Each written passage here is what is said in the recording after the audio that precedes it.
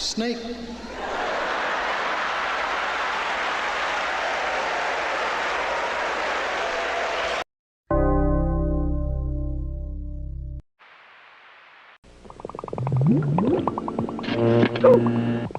R2? Where are you? R2? R2? R2, you're on fire! R2-D2, you found a cigarette. Well, I don't think smoking is grown up at all. Because it's very dangerous. Smoking does dreadful things to your lungs and is very bad for your heart. Well, I know I don't have one, but humans do, and I think we should set a good example. Well done, R2. Oh, hello. You know smoking is bad for your health, and it isn't grown up at all.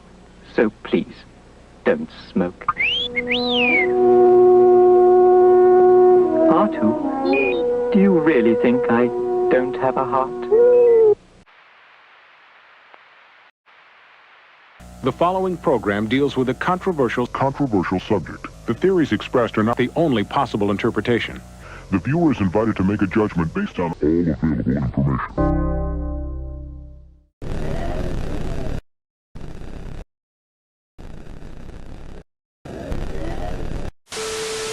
Real fucking high on drugs.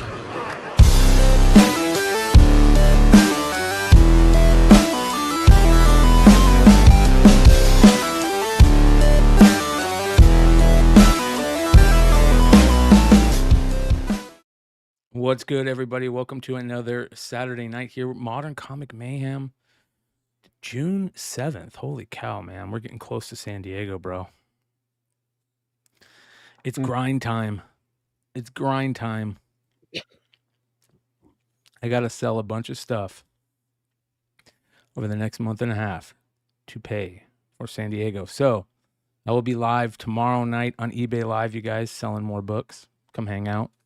We'll have the grommets books. I have a couple of the 1 in 25s that I might turn into sets.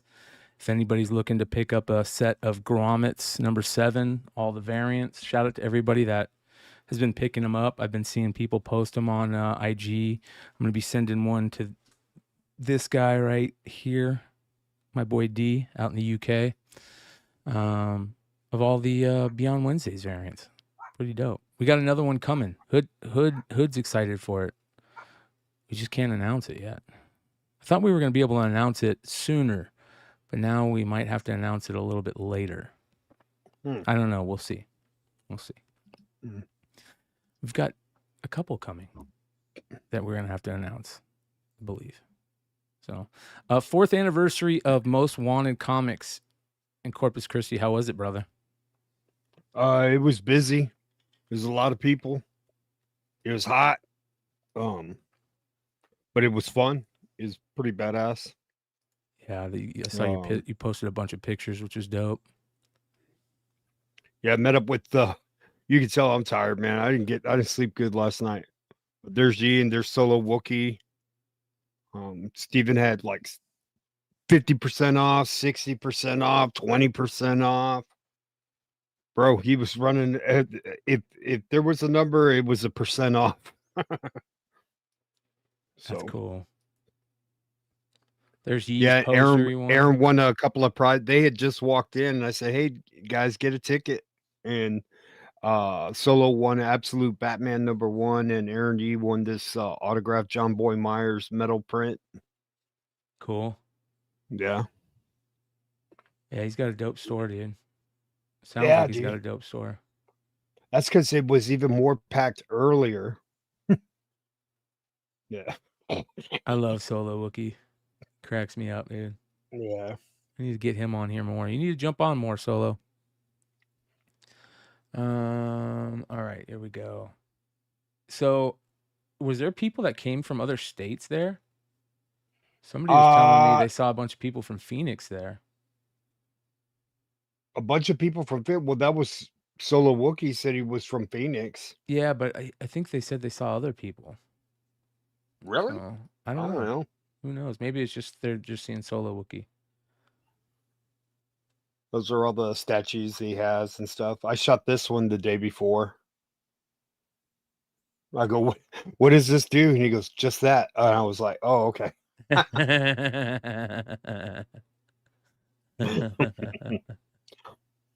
Yeah. So everybody got to see this badass. Did he sell it? Yeah, he had it displayed in the case of Quentin Eastman. Yeah, that's crazy, bro. From the collection of Quentin.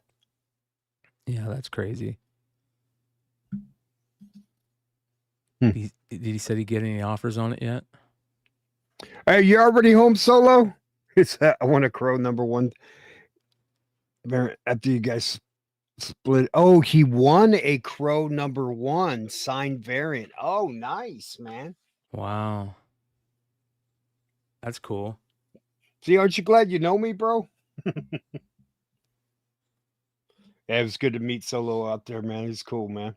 Everybody is out there in Texas over the last couple weeks, man, with Dallas Con and this. Yeah, it's good shit, bro. Yeah, I picked this up.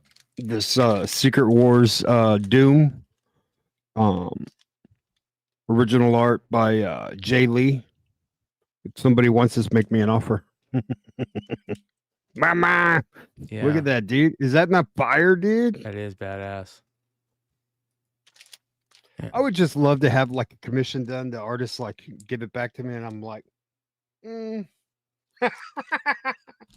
just like, it's all right. Thanks anyway. I almost wanted to do that to Arthur Simon, I but thought you were the one. You're not. I couldn't do it because he sent mine in the mail. I had to open up. I opened it up and saw it. I was so mad. Right. But it's like, oh well. Yeah. Right. You should tell the artist, oh well, you can't win them all. Damn. Or you look at it, you kind of like, oh man. Fuck. Let me see if there's another artist that could fix it around here. Did you see all the right at the con? Did you see all the J. Scott Campbells? Yeah, there's 2 more, right? That one and that one. Yeah. And whoa. Hey. Oh man. Mama. Are her eyes too far apart? Well, she's supposed to be that alien chick, right? Yeah. What's her name? Mantis. Yeah, so that kind of works. And then Emma Frost. Mm-hmm. That's pretty good. That's really her good. legs are big, dude. Fucking A, bro. Like, are they supposed to be big? Is that the way it's written in the comic? Hey, like, man, got a little dump in that trunk. Right? They tell Emma, man, your legs are big. Every other issue. Damn, Emma's got some big legs. They all kind of got big legs now. Look at, maybe not Magic, but yeah, see, she's thin, but Emma comes out with like, she looks like China, dude. Yeah, fucking A, bro. Hey, Steven's in the chat. Hey, what's up, Steve? Is he in the chat? Where is he? Oh, there he is. Yeah. Yeah, man. That's my boy. Congratulations, brother. I'm going to hit you up soon. I want to get this guy on the industry show, you guys. I want to hear about his story. He's got a really poppin' shop, really fucking active shop, it sounds like. And I think it's a real success story. Most Wanted Comics out of Corpus Christi, Texas. Hood's home store. Oh man, I love my LCS, dude. Yeah. Like I tell everybody the story, like me and Steve would always get screwed over by this shitty LCS guy. His name was Dave. And we were in front of a Toys R Us that's now an Ollie's, and Steven goes, you know what, bro? I'm gonna fucking open up my own goddamn shop. And when he said it, I knew it. I believed him. And sure enough, that fucker, like a year later, year and a half, he was opening up his own shop. So And he always had killer book, man. Steve, before he opened the shop, man, used to sell books out of his garage, dude. And he would have a garage sale, and he would have like, man, dude, he'd fill up the whole street. And I remember talking shit to Steve, and I go, I'm gonna chase out all the ones that don't have any money, dude. Like I was telling him, hey, dude, if you ain't got no money, this garage sale ain't for you, bro. And he would just give me dirty look. Y'all think I'm playing, but I'm not, man. Yeah, go check out his store. He's got a great store. Really, really fucking good store. Great deals too. I was blown away when, what was it, a 10 for $1 box or something like that? Some crazy. Oh yeah, hey, there's Gord Vidal. That's my friend Miguel, man. I finally, after all these years, figured out that that's my buddy Miguel. Yeah, he Been outed trolling. himself. Yeah. Reddit is correct. Everything you say is correct. Yep, 10 for $1. Man, anything you want, like 10 for $1, 5 for $1. Like Steve will come, like whatever you want for $1. He had a food truck out there, Oh, hell yeah. which was pretty cool. Just like shit, man. If he could have made room for a jumpy place, man, he would have done it. Have little kids. That's cool, dude.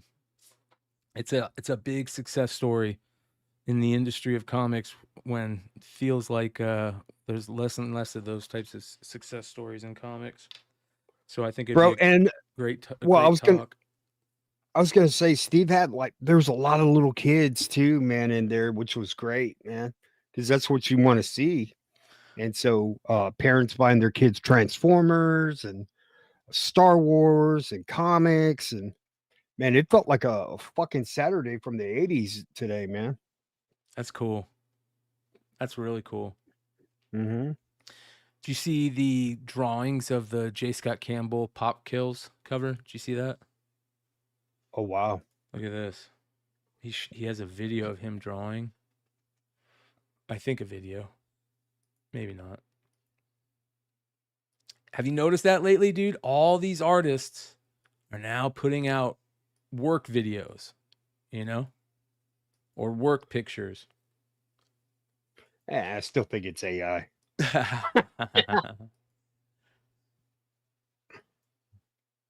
It's cool how I don't think anybody's ever accused J. Scott Campbell, bro. No. Dude, I'll tell you how you know it's AI. Where half of the face looks like Scarlett Johansson, and the other like looks like another chick, dude. Or where immediately, bro. Or where like the body is really horribly drawn, but the head and face is perfect. Oh, and the background looks like something like a Ralph McQuarrie painting or something, dude. Like it's like no fucking way, bro. Oh man, that's funny. Hey, Alex, you better chill out, bro. J. Scott Campbell's a saint, bro. Oh my gosh. All right. Yeah, this is pretty interesting. We'll see. We're gonna start seeing more and more of those type of videos. You watch. This kind of blew me away, bro. And we should have talked about it. I think it might have came out last week and we didn't talk about it. But dude, this is crazy.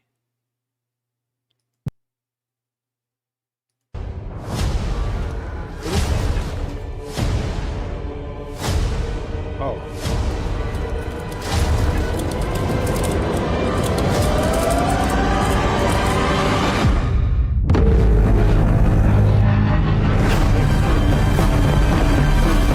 Oh man. 18 inches tall, bro. That's crazy. This is a popcorn bucket. How much do you guys think these are selling for right now in the secondary market? $100. Let's go take a look.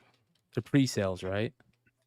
Actually, like today, I saw like Steven's son, who's in charge of the action figures or whatever. I think he sold 2 Transformer popcorn buckets from like a couple of years ago, I think. Ladies and gentlemen, we have a first for Modern Comic Mayhem, all the way from the UK, MJ's Comics. Hood, have you ever met MJ? No, man. What's going on, Hey. MJ? How you doing? Good morning, everybody. I'm really excited to be here. Set an alarm for 3:30 to get up. So Oh yeah, bro. Hell morning. yeah, dude. It sounds like we're having a podcast with Alan Moore or Millard, dude. Love it. Fucking awesome, dude. Yeah. Hood, I love the way that you say "mama." It's one of my favorite things. Brilliant. All right. I just For a I long time, man. and I just saw that popcorn bucket. It looks it's almost as tall as me. Bro, this is crazy. Hold on, where was I going with this? We're looking it up on eBay. See if there's any sales. They or already anything. have them out. What are Yeah, these look at this, movie dude. theater people? $128. You gotta Whoa. be kidding, bro. That's insane. Dude, this is Bro, crazy. you know what I would do with that? I'd pour Slurpee in that, dude. Drink a Slurpee out of that instead of eat the popcorn. Because I think you get shortchanged with the popcorn, dude. Oh my god. Like you get a big bucket, you get more popcorn than that. I fucking pour Slurpee in that bitch. Does anybody actually use these as popcorn buckets? Like they don't use them, right? They just put them down and get another Just pop. collectible, isn't it? Yeah. Yeah, that's kind of shitty. But we'll never nobody will ever put popcorn in it because they want it to be pristine condition. Let's see if So there's any Brian, all these people are selling at the movie theater? pre-sale. Yeah, Like dude. pre-sale? These are all Like- pre-sales, bro. How crazy is this? Yeah. These are for pre-sales. You're not even sure you're gonna get this thing. Mm. Let me tell you a horror story about pre-sales. Okay. Topps Chrome Garbage Pail Kids Series 3 was coming out, and I ordered a case of them off of eBay. Is it a case? It was maybe 3 boxes, and it was $600. And I did a pre-sale. They pushed the card stuff back because it was COVID. They pushed it back, so it didn't come out. When it came out, it was like 6 months later. And the dude just never, the people just never responded. Just, Oh, you know that what I mean? sucks. Yeah. And, you know, you go to eBay and you say, eBay, what? Dude, it's totally way past the eBay time period before you can go after somebody, you know? So, anyways. Okay. Allegedly. So, yes, allegedly. They just didn't want to fuck with it. Okay, so this is crazy. This is very interesting. 79. It was an $80 buy-in. Oh, Yeah. Oh, it's LED. Okay. Wow. does it say how much popcorn it actually fits in it? Slurpee. Not popcorn. enough, man. Not enough for like that movie. Let's What's see the here. runtime on that Fantastic 36 Four? ounces, I think. Does it say capacity? 36. Yeah, Was that 361 ounces. Whoa. Bro. 361 ounces. Metallic finish. Largest popcorn container ever included. LED light up eyes. And the batteries are It does there. look good. It does. Hell yeah. If I would, I might have to buy one of those at some point. I'm not going to pay $130 for that though. I'll find it at a flea market in 2 years. Well, that's better than the Wolverine bucket they had, or what was it, Deadpool, from the last movie. Shout out to So- Most Wanted Comics. He says, we bought the theater out for our customers. Super excited. That's cool. I love That's when cool. comic shops do that shit. Oh yeah, Steve does that all the time, man. I think Barger does that too. You know, for their employees and shit too. It's kind of cool. Oh, cool. Okay, so check this out. You think that's interesting? Look how. Have you seen the Superman one? Superman. They have a popcorn bucket. Superman popcorn bucket too. It's terrible, dude. It is Let so me- bad. It's not his pants, is it? Is that a joke? Yeah, that's a Right? joke. Quit digging in his shorts. This is terrible, man. He's Ah. shooting That's through the it. bucket. That's Get the the That's hell not out of real. here. That's not real. No way, That's not real. There's no It's way. real, dude. Bro. DCU brief. DC News follow-up for dailies. New Superman popcorn bucket is literally Superman popping the popcorn in the machine. What do you like? What else could you do? Like, what was the other one? What was the one that you thought it was real? This one right here. Panther. Yeah. Is this Oh is my this is this God. fake too? Both of these are fake. Yeah,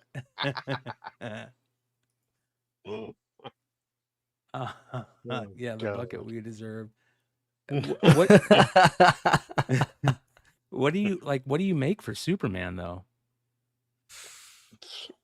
I don't know, man. Maybe eat out of Crypto's head, like at the pooch, and like, dog eat bowl. popcorn out. Yeah, a dog bowl. There you go, Brian. Yeah, A Superman dog bowl would have dog been bowl. good, yeah. Yeah. Well, Everybody eating popcorn like a dog. You got that, James Gunn? yeah, get on that. Right. Yeah, you heard it here first. $120 for that thing on somebody Super paid for it. Breach. Popped his nuts. Derek's got a good one. Brainiac's big ass head. But Brainiac isn't in it, right? Could be like Lex Luthor's bald head. Yeah, you could have had Guy Gardner's hair. Yeah, that would have been interesting. There you go. At Bowls, and just call it a Guy Gardner haircut. Yeah, just put the Yeah. Jesus. I've heard that some people talking about his portrayal in that is kind of ridiculous, but we'll have to see. I think it looks interesting.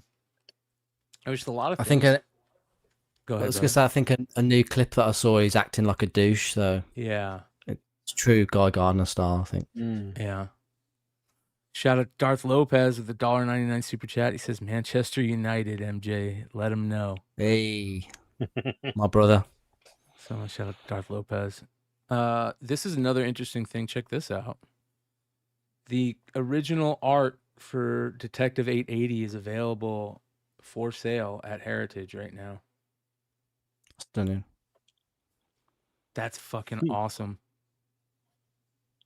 That's one of the most classic, iconic covers ever drawn, in my opinion. I wonder what it's going to end for. $51,000 it's at right now with buyer's premium. I'd say it goes for about 80 grand. Really? I bet you it gets closer to 100 than that. You think so? It's got 19 days. Look how beautiful this is, dude. Like this. Well, I bet if we talked about it for the next 19 days, we could get it definitely to go with the 100,000. Yeah, we could get it to 100, Brian. You're probably right, dude. You're probably right. Right, people trying to buy it. Shut the fuck up. Yeah. Yeah, that's pretty crazy. He's a good artist, isn't he? Yeah, he's unreal. His a lot of people don't know, but his first Batman was on Legend of the Dark Knight. Was that the miniseries?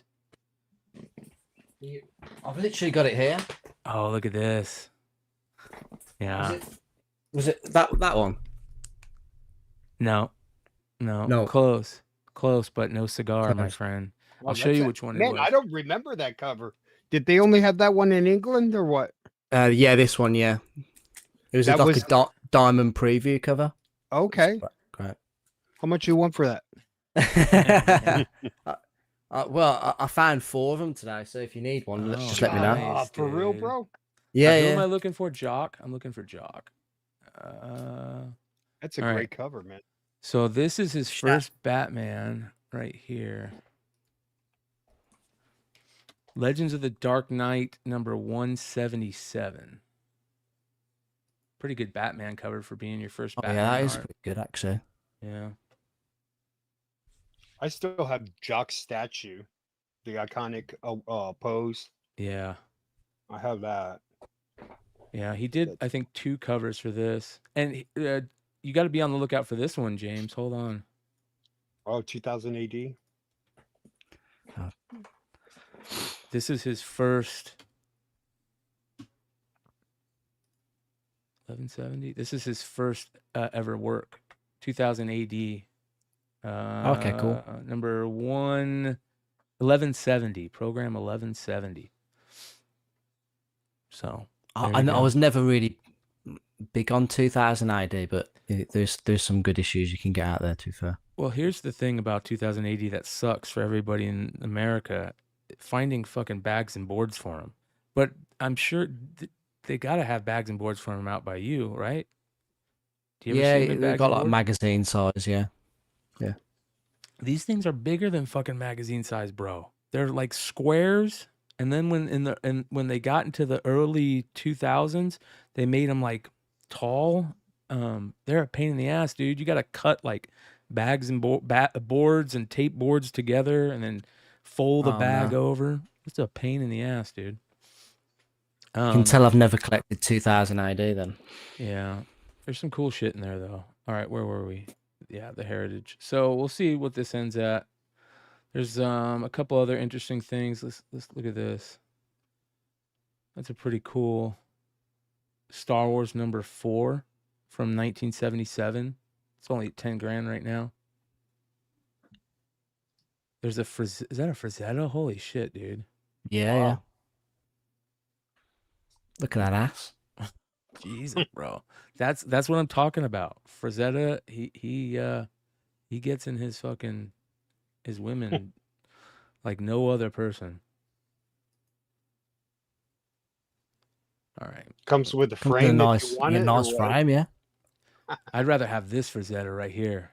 Current bid 360,000. This famous funnies number 214. Well, Bro, this is gonna go for some crazy amount.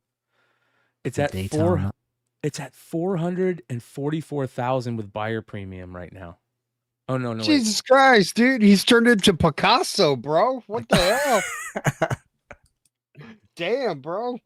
We talked MJ. We talked about one of his paintings sold for $6 million last night.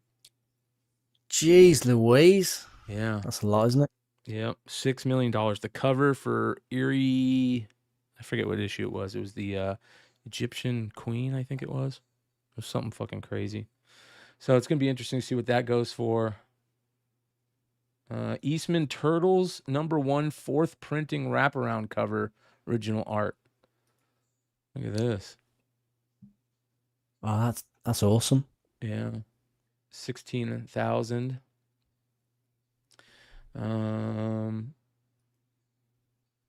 See if there's anything crazy in here. I'm sure there is. Everybody's screaming in the chat right now.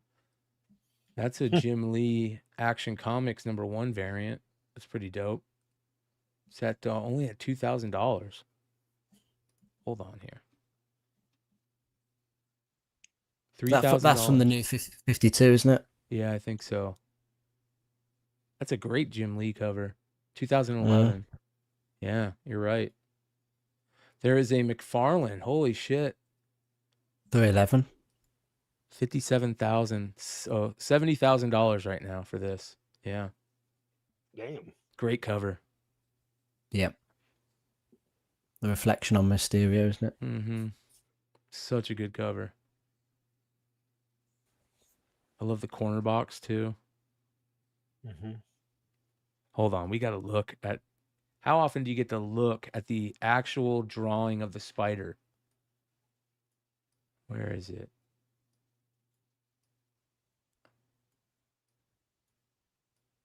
Is this the hidden It's spider? right there. There's Yeah, two yeah, of yeah. them. There's one there, there's one there, and there's one there. And there's one there. Look at that. Oh, wow.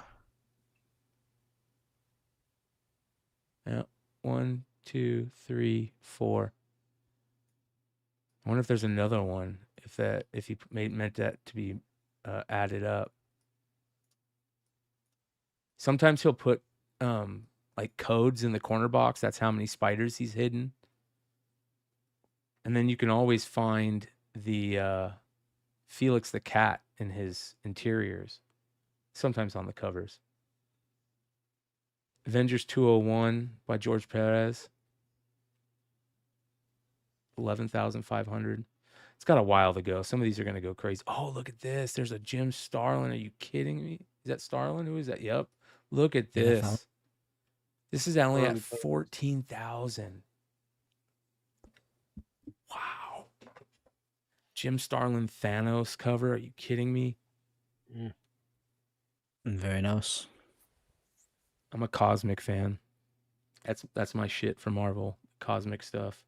And this time period, the Starlin era, Captain Marvel and Thanos and all that shit. Love it. Let's see what that ends at. I think that's let's see here, as if there's anything else. Is that the super cult? crazy. Batman the cult, is it? Where? Back then. 8,000. Yeah, you're right. Look at that. Bernie Wrightson, Batman. Nice. Yeah, nice pickup on that one. I didn't even see that. Oh, look at that. Simon Lobo. Beasley, Lobo, Paramilitary Christmas Special, story page 46. That's a splash. $3,000. That's a great splash page. It's worth it for the hair alone. It's worth it for the 2 fingers alone, man. Oh yeah. If that's what you like. Fuck yeah, man. I love collecting Yeah. things where somebody's flipping off the camera.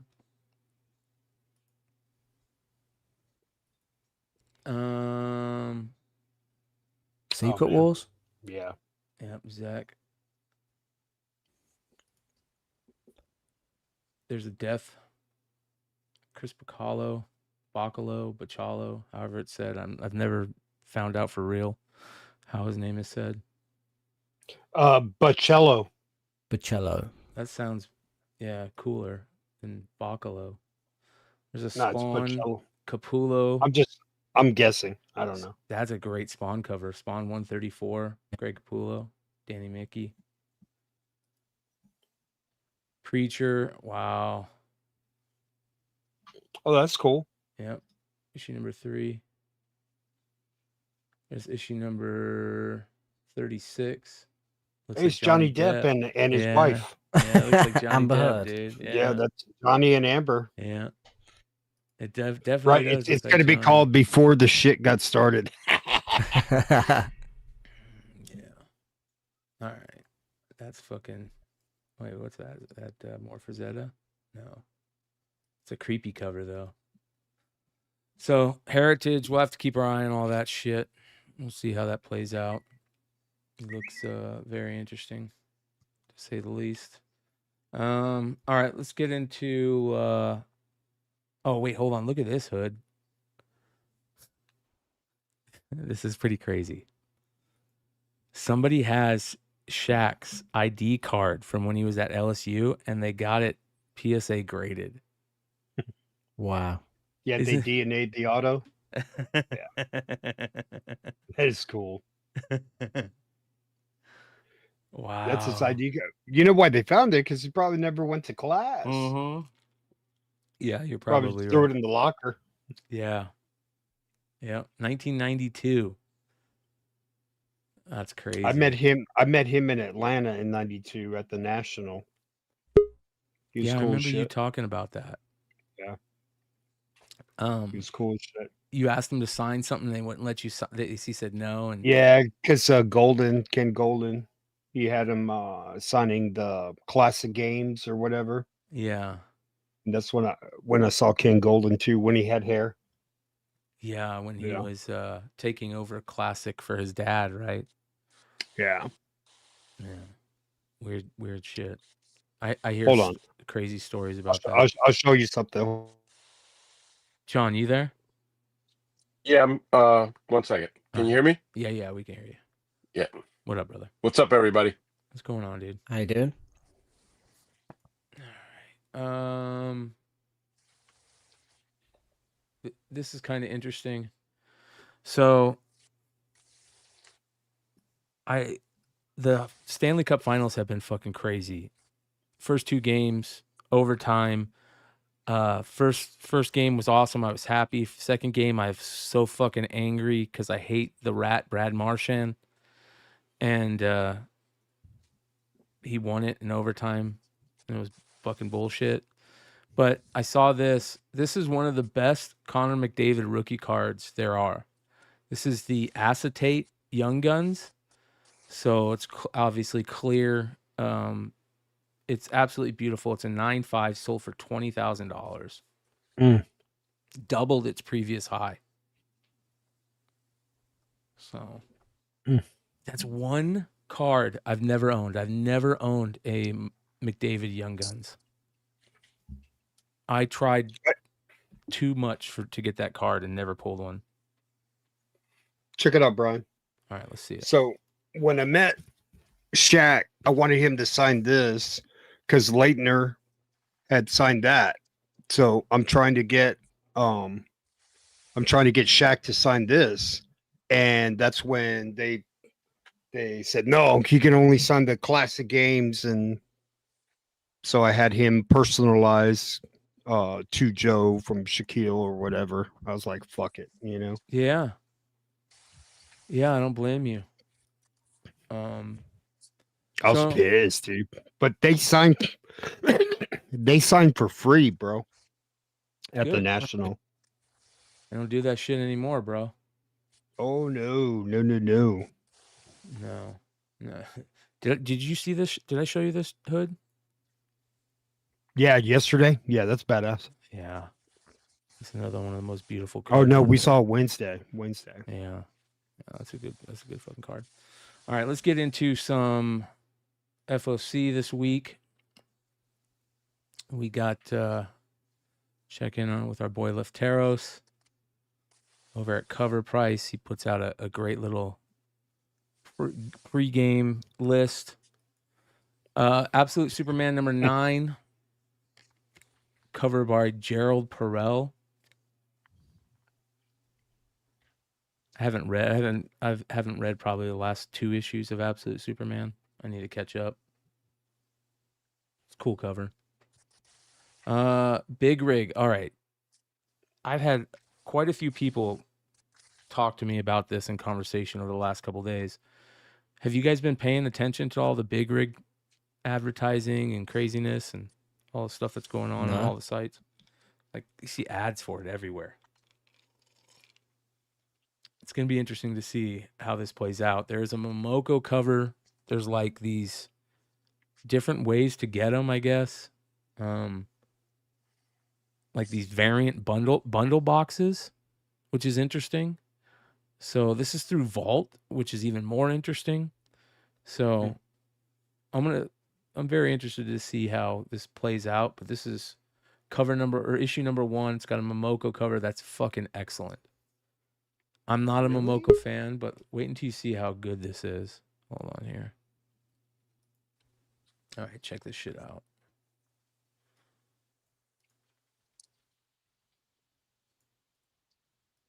This Momoko is really good. Probably one of her best covers.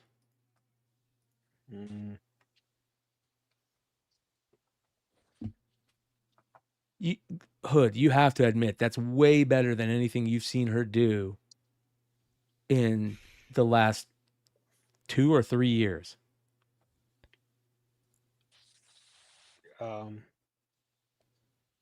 Yeah, struggling to find the words. Bro, that's sick.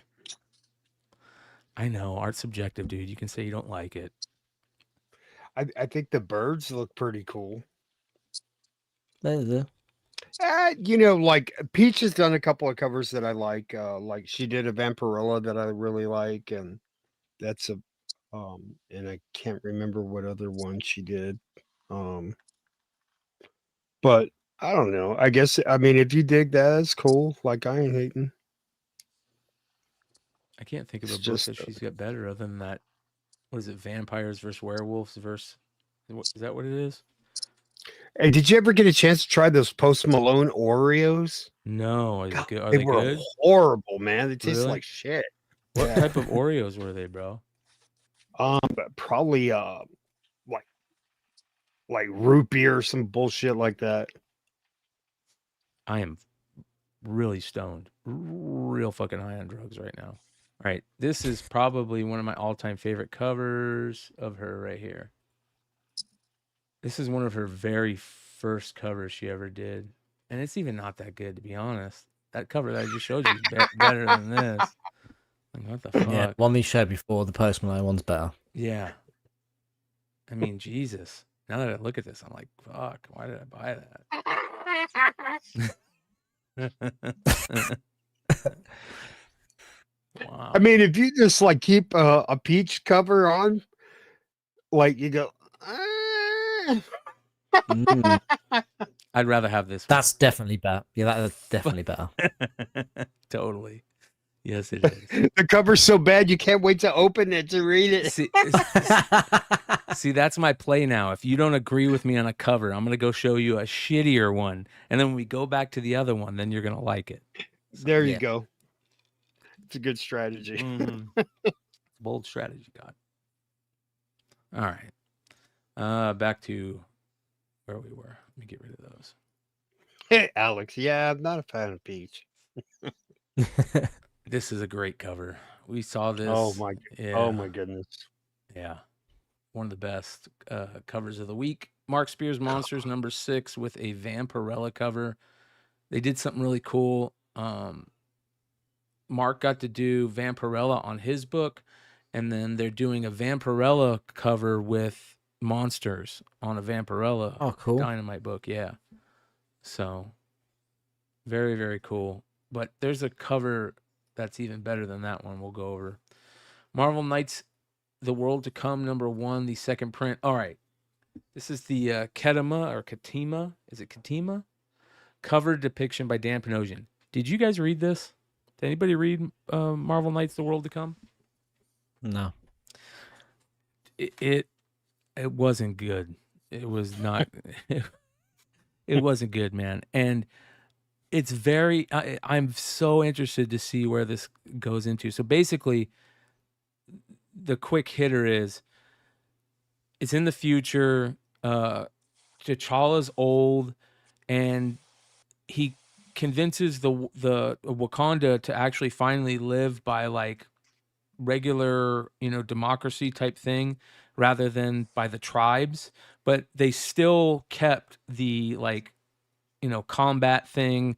The new takes has to beat the current to take over, be the king of Wakanda, type deal. And it's T'Challa, and he's fighting this other person in that combat.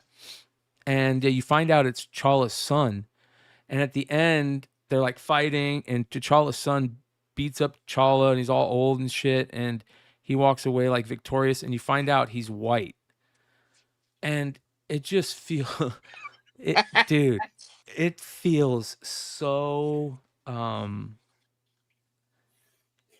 And I'll eat my words on this if it's good, because I'll read it. And you know me, I'll eat my words on this good. But it feels so cash grabby, and it's Christopher Priest, which is interesting,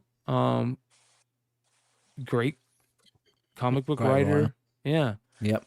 So I'm going to give him the benefit of the doubt, but like it feels like first of all, it feels super cash grabby. Second of all, it feels like they're like using this red hair or white herring, I should call it, as like, something to go, you think this is going to happen, but it's going to be the opposite. His real son is going to come and beat him. And it just feels so, no, it's just not me saying woke, Brad Selden. Instead of woke, I say cash grabby now for everybody that complains about the word woke. So it definitely feels cash grabby in a bad way, but I'll continue to read it. You know what I mean? So we'll see. Here's the second print cover. He's not white. He's the albino panther. I don't know. It's very, very weird. He had a lot of people talking about it. Go listen to them. They'll probably give you I'd what say you want to hear. T'Challa needs to take a DNA test, man. Yeah. So, all right. Pop Kill #1, cover A, Dave Johnson. What is this? Hold on here. Pop Kill second printing, cover A. Okay. Yeah, there you go.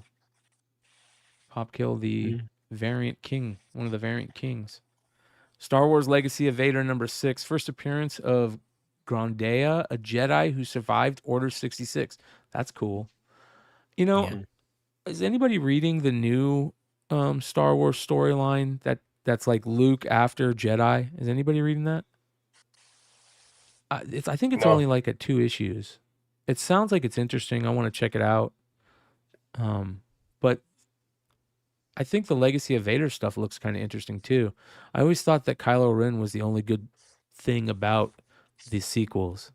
And, you know, this looks interesting. So I'll have to check it out. Sisterhood Hyde Street story #1. It's a one-shot featuring Sisterhood, who's introduced in Hyde Street. Anything by Ghost Machine is good. Buy it. The only one I can't get into is what's the one with the cherubs, the demons? I can't remember it. Uncanny X-Men #17. First appearance of Mutina. What a great name. Could you remember back in the day you would read Wizard and you'd hear about like these Marvel, they used to call them something like Marvel meetups where all the editors and the writers would meet up for like a weekend and they would just hang out in these offices and come up with ideas and here's what the event is and this is what we're going to do and da da da. I feel like they don't do that anymore because if somebody came to like one of those meetings and said, we're going to create a new X-Men character who's a mutant and name her Mutina. Like, what the fuck, dude? Better than Powerlift. You're right, Dave's collection. But Powerlift, she's on the cover of the next issue.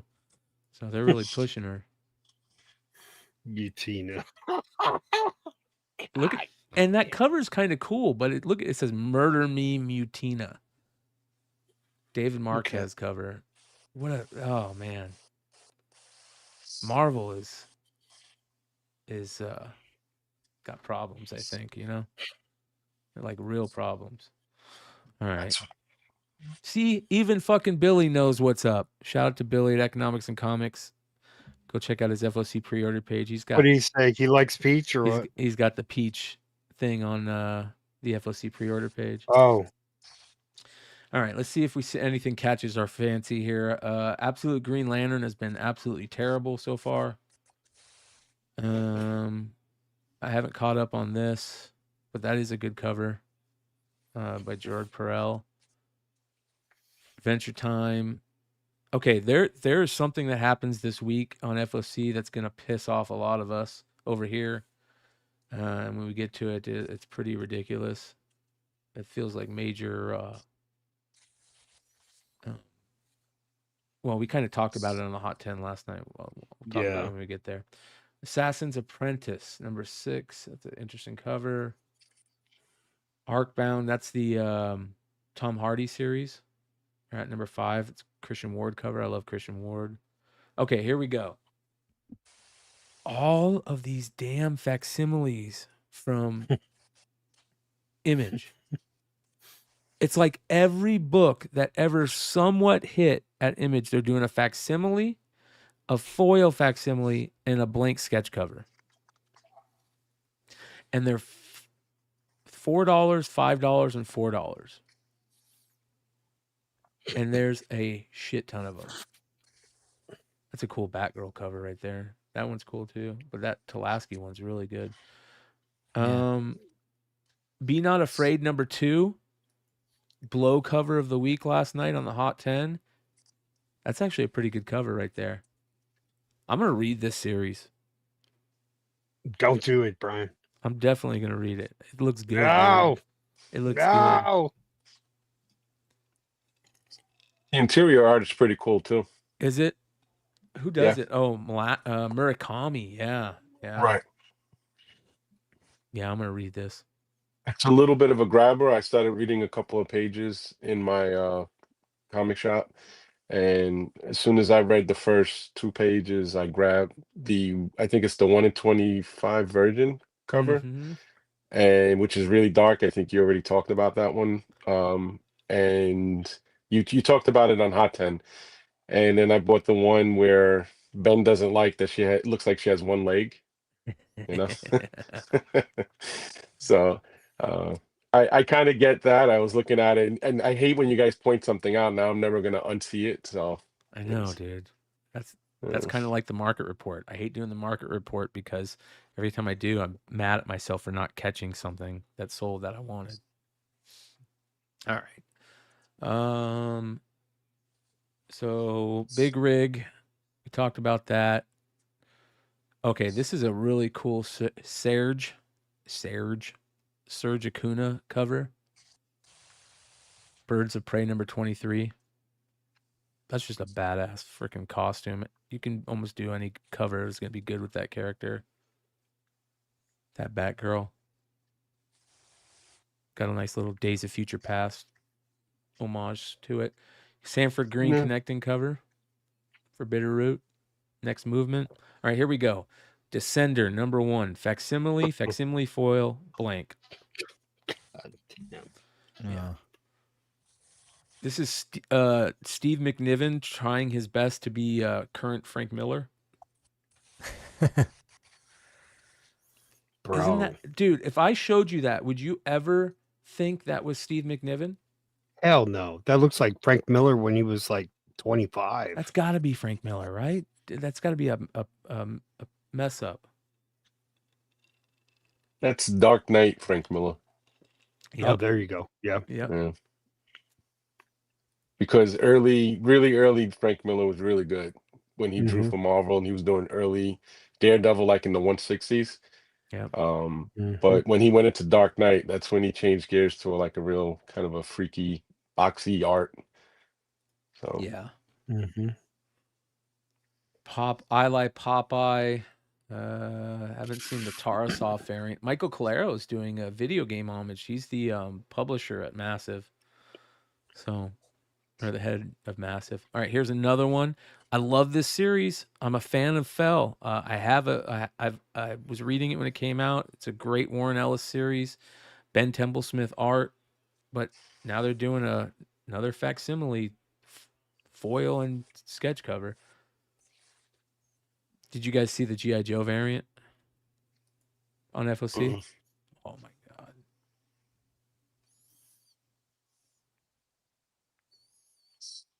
Oh, I forgot to show you guys this. Maria Wolf Bitterroot, 1 in 10. She's fucking good. Yeah. Look at that background. How good the background is. Damn. That's really nice, good. yeah. It's wicked. Yeah. There's a 1 in 10 Allred for that too. All right, here we go. Is that Frank Miller? No, it isn't. But this is Frank Miller. What the hell? That looks like more like McNiven. All right, where was that? G.I. Joe, 1 in 10. Oh yeah. Portella, Negative stuff. Storm Shadow. That's cool. It's cool. Yeah. Dope.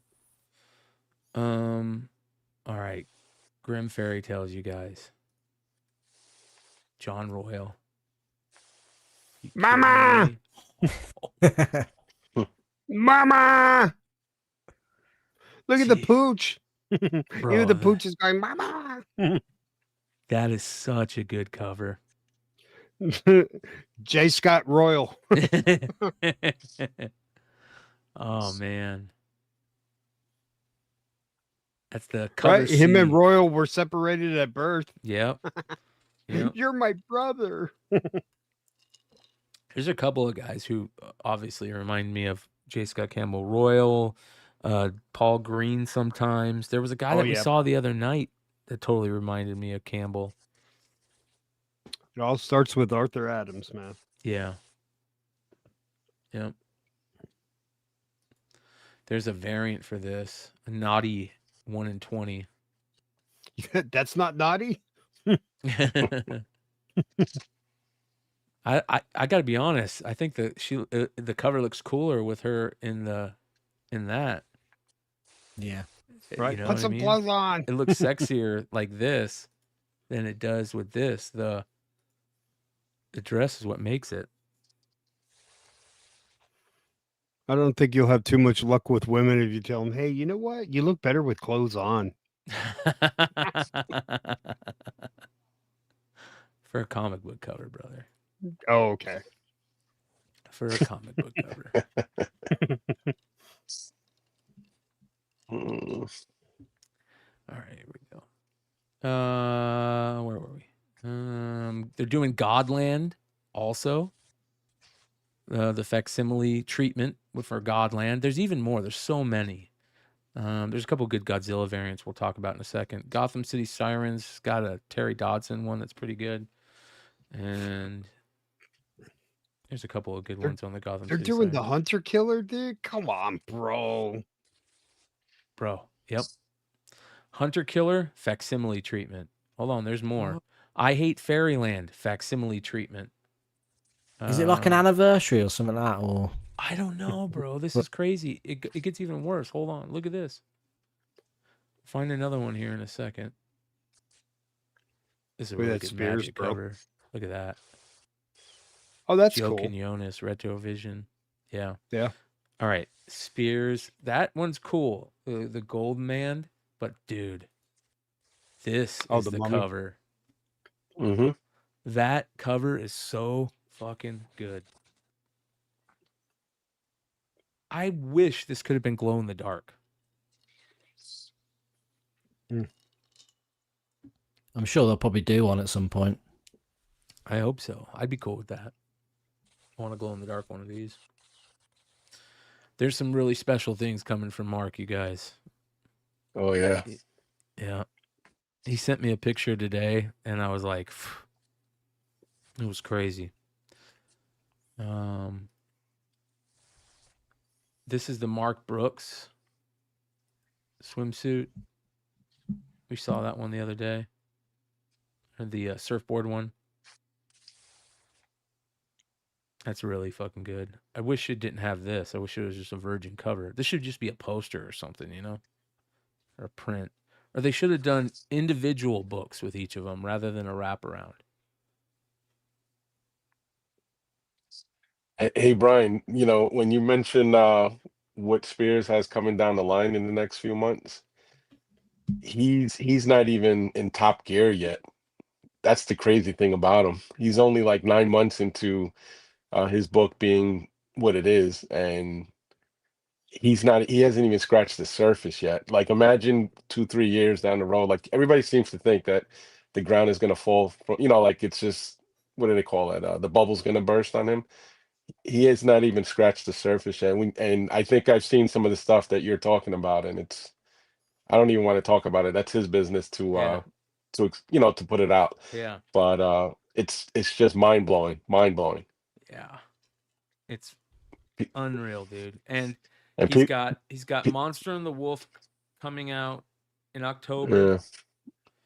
Which is a prequel. Yeah. He's got Yeah. issue number 8, right? The final issue of the first volume Mm-hmm. out in November.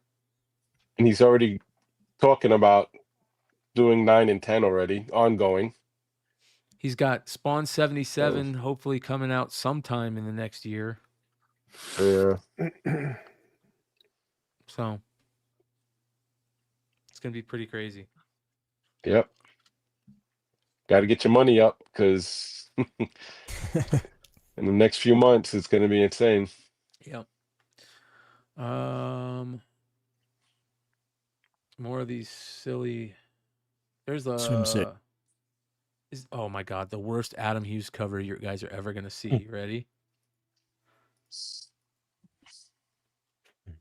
That is the worst. This is Adam.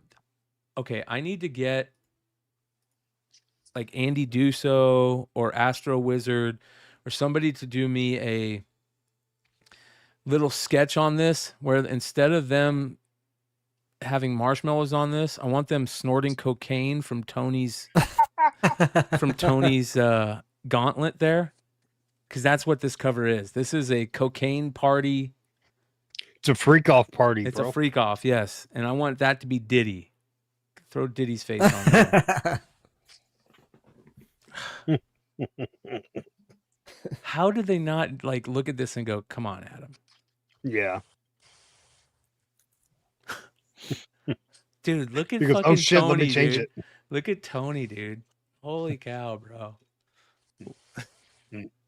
Dude, I bet you like do you think while Adam was drawing this, he's just laughing his ass off, like Oh, yeah. showing his wife? Yeah, He's like, look at this. absolutely. I bet he's Absolutely. got the nude version. He goes, should I turn it in? What do you think they'll say? Oh my god, dude. That's so bad. All right. There is a really good Miles Morales Spider-Man we'll talk about, but this is the second issue in the Power Lift. What's her name? Power Lift? Is that her name? Something like that? What a terrible character. Jesus. This is actually kind of a cool. There's two good variants for this. This one's actually kind of cool. I like that one.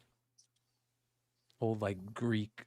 What do they call those? Where they use little pieces. Tapestry. Yeah, maybe. Mosaic, right? Okay. And like the mosaics that they have there, and obviously that's Ares, right? Or Hercules, I mean. Back and to the left. Okay, here we go. Old Guard. I've heard a lot about that Paper Girls. That might be one to pick up, Brian. Paper Girls facsimile. How many facsimiles is that now? That's like 6?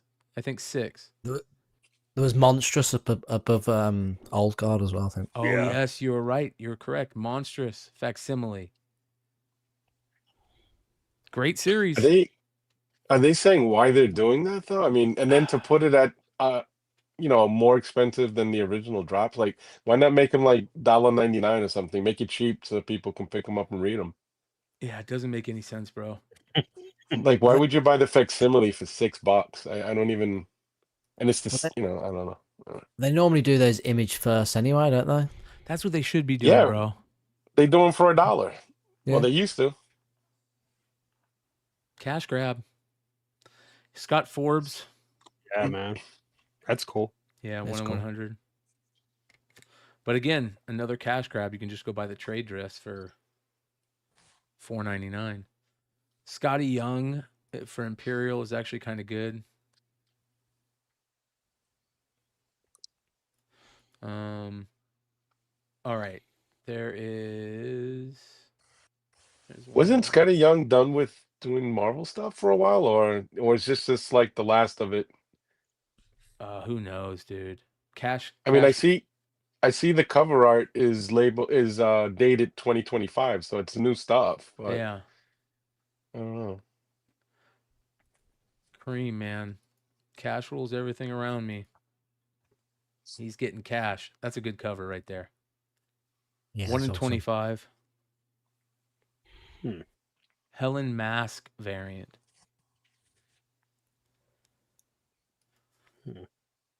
I can understand him not wanting to work with Marvel because Marvel is doing some dumb shit lately. Other than their video game stuff, they're doing some really dumb shit, it feels like. Here, this is a really good Gerard Perel cover. Or Gerald Perel cover. This series looks not too great. It's Hickman, right? So I'll give it a chance. The Marvel Knight series is not off to a good start. There's a bunch of Phoenix Fan Fusion variants. We'll talk about some of these in a little bit, probably. All right, Monsters. Here's all the Monsters stuff. I really like, obviously, the Cursed Mummy, but this is the 1 in 50. Creepy as hell. The Witch. Yeah. It's wicked. And then there's... I'm really enjoying that Monsters. It's really good. It's good, right? A lot of people don't even open it up. And I gotta give you guys credit because I first heard about it through watching this channel. So yeah, dude. Chat. Thank you, brother. People better not sleep on that blank. The last time he did a blank, he limited it to 500. Yep. So Yep. I'm not saying this is going to be limited to 500, but don't sleep on it though. Yeah. Yeah, because It's not. It's 9. Is it 9.99? Is it? Yeah, yes. $9.99. Yep. The original one he dropped, the first blank was $9.99 as well, which is why a lot of people passed on it, and then they regretted it later when it went up to $50. And it's that price alone would suggest he's probably doing the same again. Well, now it's $100 blank, the first one. So yeah. And I imagine, you know, he's making it better cardstock, better paper, you know, quality, so you can sketch on it rather than that crappy, you know, Keen Spot paper that they use on some of that. You know. Yeah, Derek, I promised everybody it's limited to 500. And then this one is a version of this one's really fucking good. There you go. This is the 1 in 25 Simone DeMeo on that Miles Morales. That's not too bad. And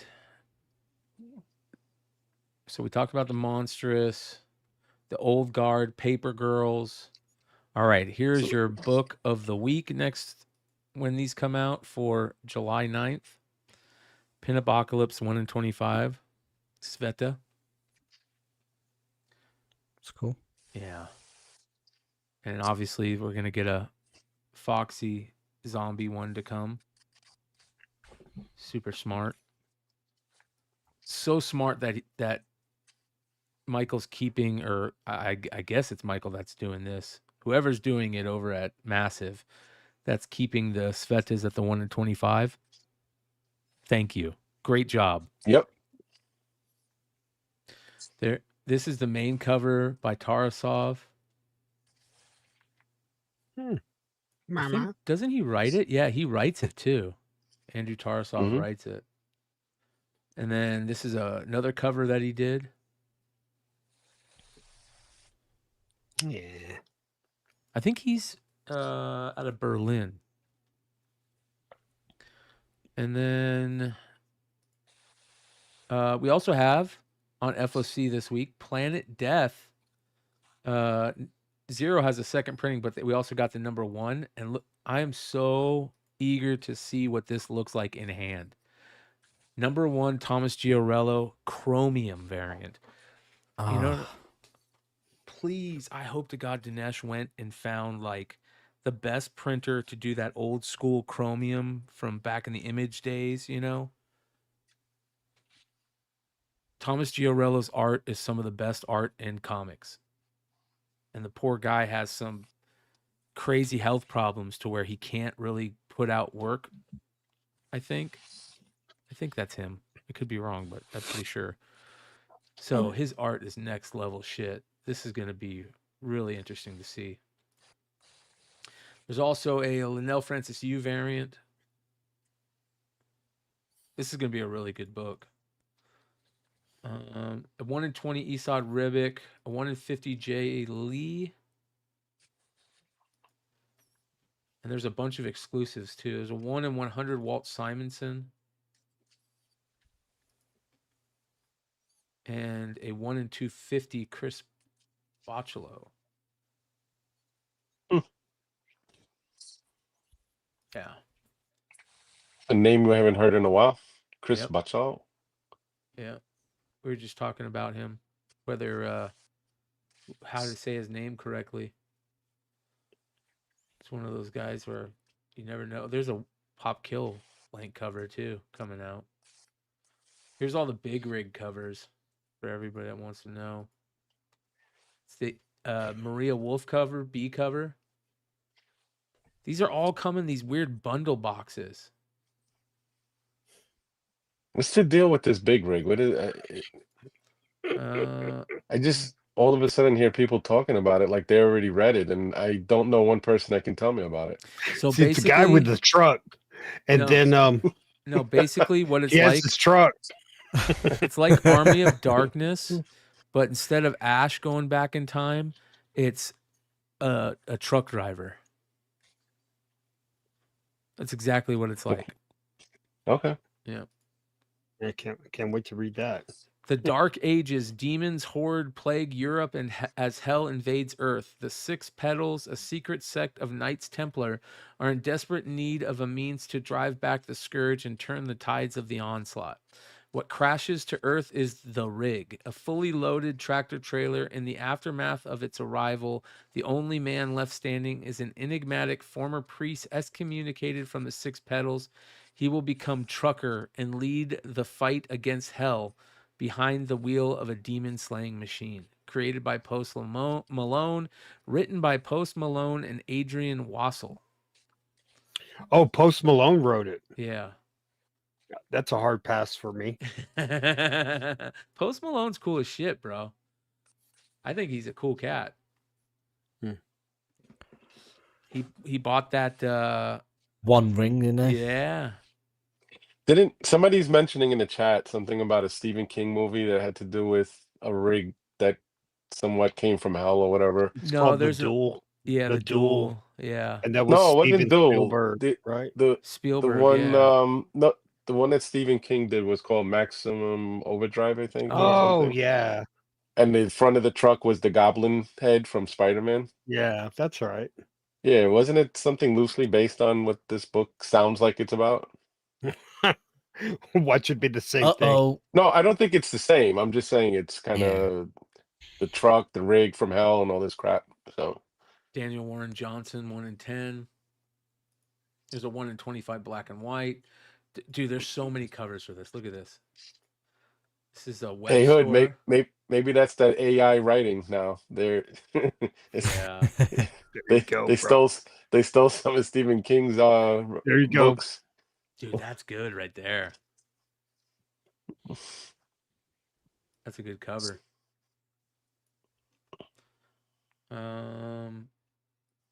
J.J. Villard. That's cool. There is a bunch of there's more coming, it looks like. And this one's kind of crazy.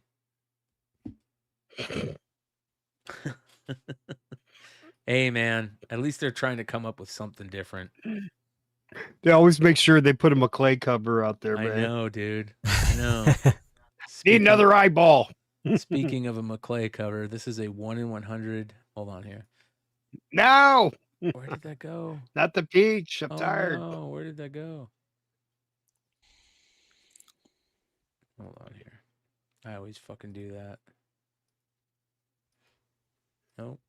Nope. Okay. There is a... Where were we?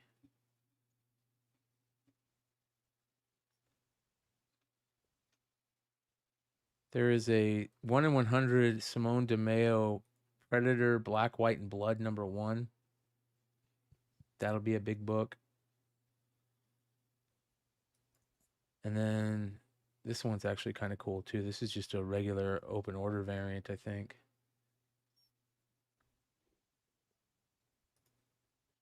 And this is the 1 in 25. I heard the Predator, this is like third, fourth show I've said this in a row now. I heard the Predator Alien Marvel shit's actually pretty good. This is a gorgeous Dave Johnson cover. We talked about this when it came out on solicitations. That snake is badass. Take those two girls out of it and just put the snake in there, and I think it'll be even better. 1 in 25 Dan Panosian on this Red Hulk. Looks like Battle Beast. Thunderbolt Ross. What is this? That is Warwolf. Some new Warwolf. character. Yeah. Okay. Doesn't it look like a swipe from that werewolf comic that's been selling for around $300 now? A Dale Keown one. Yeah, the one that Astounding that you Wolfman. guys were talking about. about a week ago or something. Yeah, the Astounding Wolfman one. It almost looks identical. Yeah, Probably These- is. I got to read this Resurrection Man series, new series. The old Resurrection Man series was fucking awesome, but that's a interesting cover. Revival facsimile. How many? That's 7 now of the facsimiles. Oh, this is cool. Check this out. They're doing a red shirt for the nerds. They're doing a red shirt series for Star Trek, but that's a pretty cool cover. 1 in 25, Declan Shelby. God, that fucking IDW logo is so bad. Yeah. Here you go. Here's another cover from that series. It's kind of cool. I guess they have like some lore in Star Trek where they always die first, right? The red shirts. Yeah.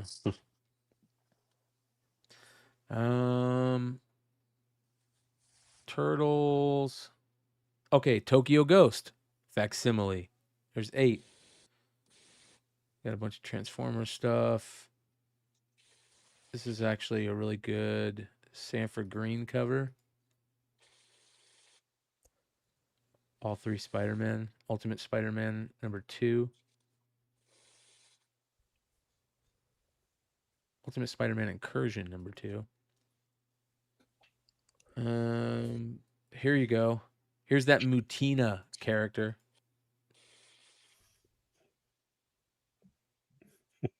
Feels like they went, come up with a character quick that like we can make people. Mutina Stacy. Yeah. Mutina. Look at those fucking Mutina swords. Stacy. Feels like Happy somebody- Halloween, Peter. I feel like somebody was watching like a knife YouTube show and like, look at these. We need to draw these as our weapon. Bro, It I've looks like seen she- that done before, dude. That's Yeah, she looks like she Red came from Riding a video Hood. game or something. Yes. No, you remember that one comic? The guy, he did a dog one. What was his name? Motherfucker, man. But he did like a Red Riding Hood and it looked kind of like this. Don't worry, I'll catch it. It feels so cheesy, man. Looks like Yeah. Gwen Stacy, dude, with a mask on. Yeah. Maybe it is. Oh, here's another one. Look at this. Witchblade facsimile. Foil regular. It's a facsimile of a So- blank. 8 different facsimiles they're doing for New Comic Book Day this week, you guys. 8 fucking facsimiles. Really can't see any of those selling for that price. No. It's just weird. It'd be fucked up, people. Hey, have you heard about this? Yeah. Well, what happens in there's like, man, how does that guy know everything about the books just came out? Yeah. Wow. Right. So yeah, I think the old guard's been optioned. You might want to check that out. That's the truth. That's the truth. That's what it feels like. So, all right. I think we well actually let's just get into it. Here we go. I got at you, McClay. I hope this makes your comic book drama, because these dudes, goofy ass dudes. Into the news. Into the into the But let's get down to business. All right. So Steve, have you guys been following the whole Razor versus Darth Lopez drama since last week? Have any of you guys been paying attention? It has. Well, yeah. I know of some of it. Oh my God, bro. It's such a bummer. We talked about this last week, and you know, I think Hood was the one to say, like, man, are you kidding me? Like, these guys were like the chosen ones, man. They were the chosen ones. They were meant to team up and you know, get this thing going together type thing.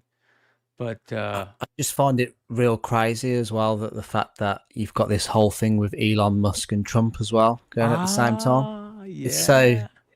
It's so similar. Totally. You know, so what I'll say is, I think was it last week we talked about it, and Razor reached out to me, and I meant to have a call with him, and I hit him up. He was working, so we haven't talked yet. And of course, I've talked to Darth about it a couple of times. It's funny because I say this to everyone when it comes to the drama stuff, the inter-community drama stuff, it wears on you.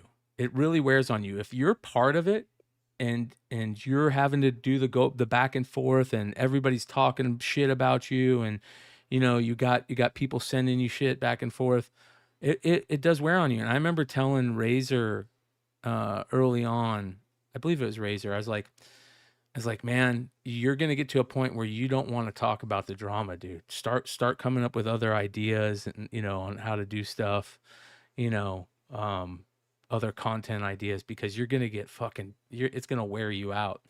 And I think Razor's at that point where he's really tired of it, and he kind of just is worn out on it, and he doesn't want to have anything to do with it. And I'm, I could see that coming with a lot of content creators. It all happens to everybody. MJ, I know you were kind of in the middle of the whole Sticky Goose war that was going on at the time, because you were kind of, a little bit of acquaintances with Sticky Goose, and you had a couple of moments on your show where you got everybody together, and it just, even following the drama gets tiring, to the point where I just got to have a segment about it rather than have a whole show about it. Yeah, 100%. It's ridiculously tiring. But the problem is that you can say, oh, I hate drama. I hate when people talk about drama, all that type of shit.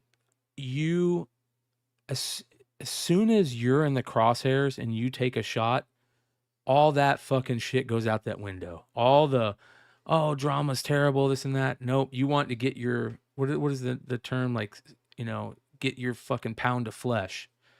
You want to, take some shots yourself.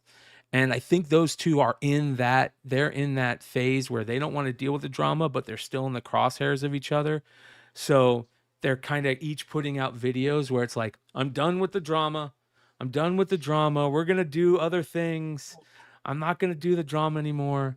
And I even told Darth, I was like, dude, don't even say that you're done with it, because in 2 weeks, when somebody takes a shot at you, you're going to be talking about it, and you're not going to be done with it. So we'll see how this whole thing plays out, but it's pretty rough right now, to say the least. You got. I think, to be fair. Oh, I'm getting. Is anyone else getting echo? Oh, sorry, brother. You're good. I was gonna say, I think, to be fair, like, not only are they probably sick of it, but like probably the audiences as well, if it's just between the two going back and forth all the time. Yeah, totally. I know there's some of viewers over here that, back in the Steal Your Vision days, that would get so tired of me, talking about Steal Your Vision. And it's just, again, you're in the crosshairs, and there's things that are a little bit different. It's funny. Razor's using Star Wars terms to take shots at Darth Lopez. So I think I talked about this last week. Razor struck one of Darth's videos. Did we talk about this last week? I think this happened after. Okay.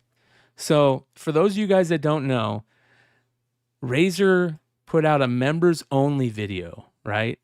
And in the members only video, he was taking all these shots at that side. We'll call it that part of the universe, right? I don't even know what will we call that, but Lopez's crew. And he's taking all these shots on these members only videos. And it's funny because anytime that, like, he comes up with something funny, he'll like write it down. Like, okay, I'm going to work on that. I'm going to write it down. You could tell he was like coming up with stuff for his next video, and he's just hanging out with his members. Well, somebody over there had and here's the other thing, you guys. If you think that you're in any type of group chat, any type of Discord, anything where you need to be in a group chat where every single person in that group chat is solid, and I mean super solid. If you have a question in your brain about those people, anyone in that chat, don't say anything about anybody because it will get to that person. It's just the way it is. It's a way of life now. We have group chats and Discords, and You have a mole. yeah, there's always these people that if you don't know somebody's super solid, if you don't know them really well and you're super tight with them and you can not have to worry about that, if you even have a smallest question in your mind, just don't put it in there because it's going to get to the person you're talking shit about. And so somebody was a member over at Razor's thing, was watching the show and recording it. And so Lopez gets the members only video and he puts it out on his channel to show all the people that he was talking shit about, right? So Razor's mad now. Razor's kind of calling Lopez a snitch, and they're going back and forth. They're calling each calling each other rats and all this craziness. So Razor went and he hit the nanny bot button on Lopez for putting out a members only video. So here's the thing. For those of you guys that are like, what the fuck is he talking about? Whenever we watch another YouTube video and we'll sit there and we'll talk about it, we'll pause it, we'll say, oh, isn't this funny, right? We're changing the content. We're transforming that content into a conversation, a commentary. Commentary, isn't it? Yeah. Yep. If you just take that video and just re-upload it and just let it play, you can't do that. And you definitely can't do that with members only material. So basically what happened is Razor saw that Darth Lopez put out his video of members only content talking all this shit, and where Razor's talking all this shit about people on it. Razor hit him with the nanny bot button and got his channel got a strike, and he's got to go to nanny bot school to get the strike removed. The video's gone, rightfully so, but my question is, I wonder if Lopez would have done like we do, where we EFAP videos. If Lopez would have been around, like four of us are just chilling and we're talking about it, we're hitting pause. I wonder if Lopez would have been hit even then because it's a members only. Like, is it really illegal to EFAP a members only video? I have no idea. Right? So, if anybody knows, let us know. But this was kind of funny. So Razor put this out. Execute Order 48, the extermination of the trolls. It has begun. Join the rebellion. And it shows that the video is no longer available. So, yeah. Teaching these trolls some lessons. You'll never mess with a man's money, and you don't steal members-only content and replay it on your channel. I mean, how stupid is this guy? Answer, very stupid. And he shows that the video has been removed. So, you guys, the nanny bot system at YouTube is powerful. Comics Embrace says, it's members only. It should be. That I agree with you. I agree with that. Personally, I agree. But I don't know if that's the law, the letter to the law. I would love to know. I'm just too lazy to go search YouTube's terms and services for that shit. But the war is continuing. Like I said, Darth Lopez putting out rat comments, and yeah. So, but here's the funny thing about all this. You have this other little war that happens in content creation world. If you're a troll, is it kind of weird being a troll and then you block people? I feel like if you're a troll, I feel like if you're a troll, you just keep that shit 100 and fucking, you're a troll. You're talking shit about everybody. If you block people and you're a troll, there's part of me that's just like, man, That's what you call a pussy, dude. Yeah, right. I don't know. So now we're in the world of blocking people. As a matter of fact, I think I heard that our old friend Sticky is back to not only blocking people but running to people and going, "You fucking suck." He'll unblock people, run to them and go, "You fucking suck," and then before they can respond, they'll block him again. So that was pretty interesting. Didn't I see that there was a comment left about him coming on to your channel? Yes. For those of you guys that don't know, Sticky put out a video. We're talking about how influencers have about influencers ruining comic book collecting. And I didn't watch it because Sticky's boring, but I did respond to it. And I responded because as first as I saw this title, I thought where he says influencers ruined comic book collecting. I instantly, and I don't know about you guys, but I instantly think, like, what are you talking about, bro? You wanted to be an influencer. You wanted to be you wanted to be Comic Tom. You wanted to be Gem Mint. And then when it all blew up in your face, now you're talking shit about influencers. Like, you still want to be an influencer. So I left a comment. I said, Sticky, you wanted to be one of the said influencers until Tom Garcia mollywopped you. Them grapes must be damn sour. What happened to that dog in you? And then just a question mark. And he said, hit a nerve, big guy? And I said, nah, not at all. I haven't even watched yet. I just want the old Sticky back. Set the goose loose, brother. And he goes, let's go live. It can be on your channel with or without all your goons.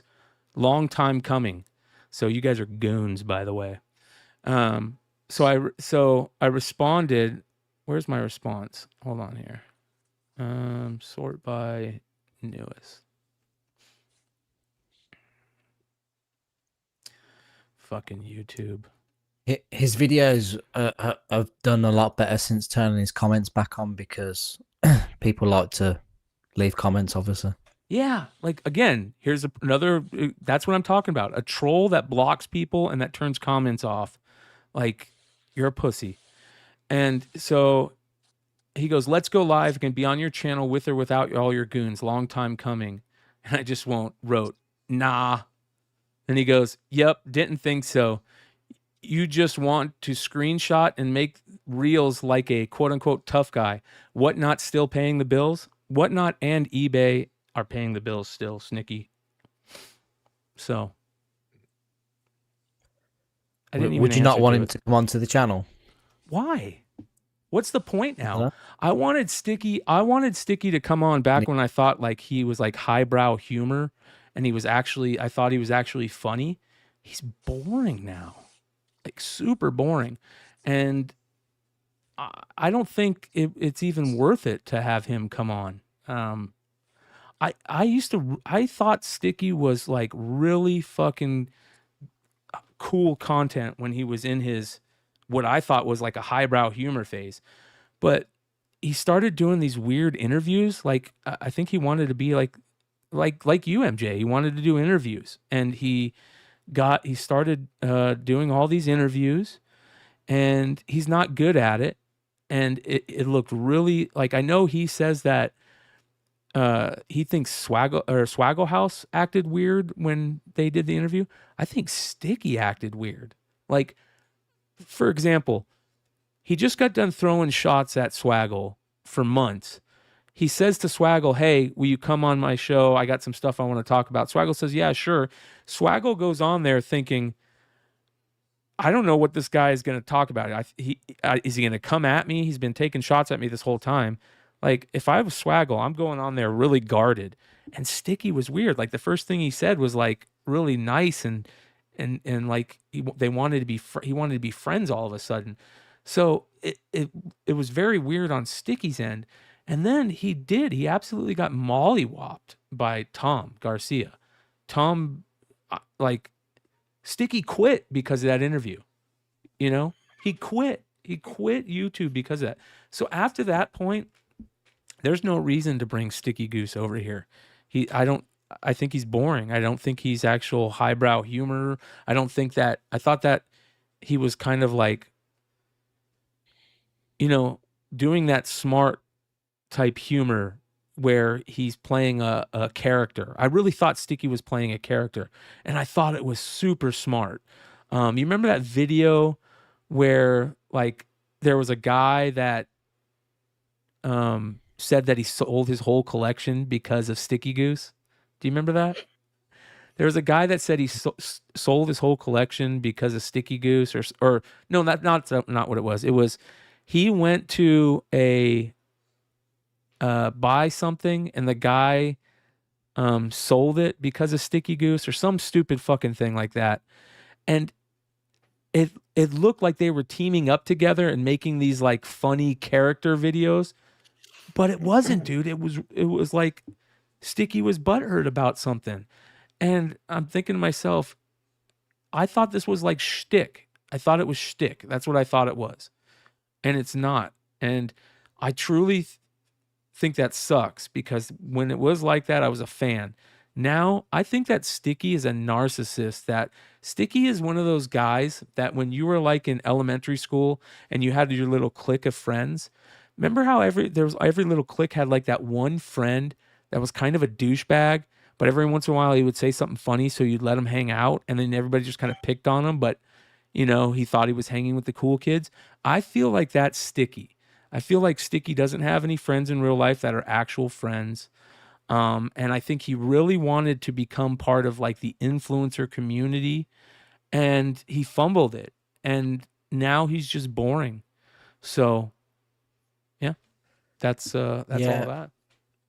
I kind of felt like when the last interview that I'd done with him, like I brought him on that interview to basically, because he, after the whole Comic Tom situation, I thought I'd try and get people to try and see how it affected him. But he came on, like shirtless with sunglasses and a chain and everything on. And that's where, for me, the line got blurred, because I always thought Sticky was a character.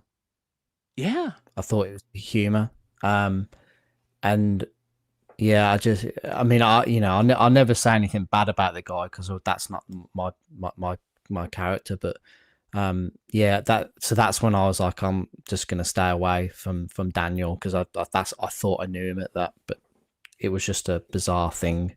But I wish him all the best. I hope he gets back into doing what he likes to do. Yeah. We'll see, man. We'll see. All right.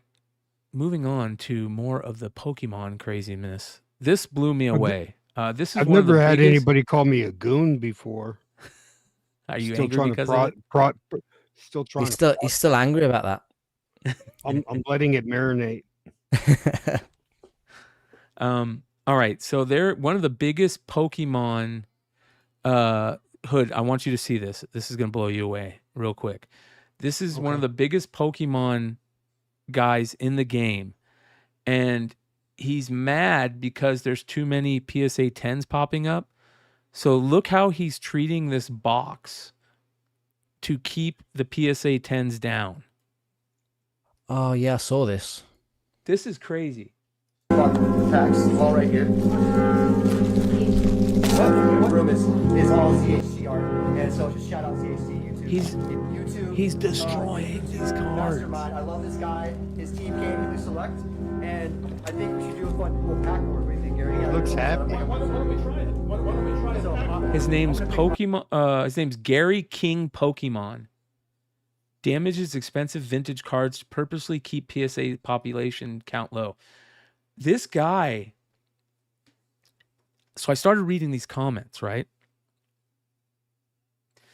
And one comment says, him and Steve Aoki were caught on a hot mic on stage talking about how they control the then MetaZoo and Pokemon market, and they can do whatever they want. They're both grifters. You remember how crazy that MetaZoo stuff was? Mm-hmm. Right there, right? He's got a Steve Aoki shirt on. Is that him and Steve Aoki? This is the reason why my Charizard's only an 8.5.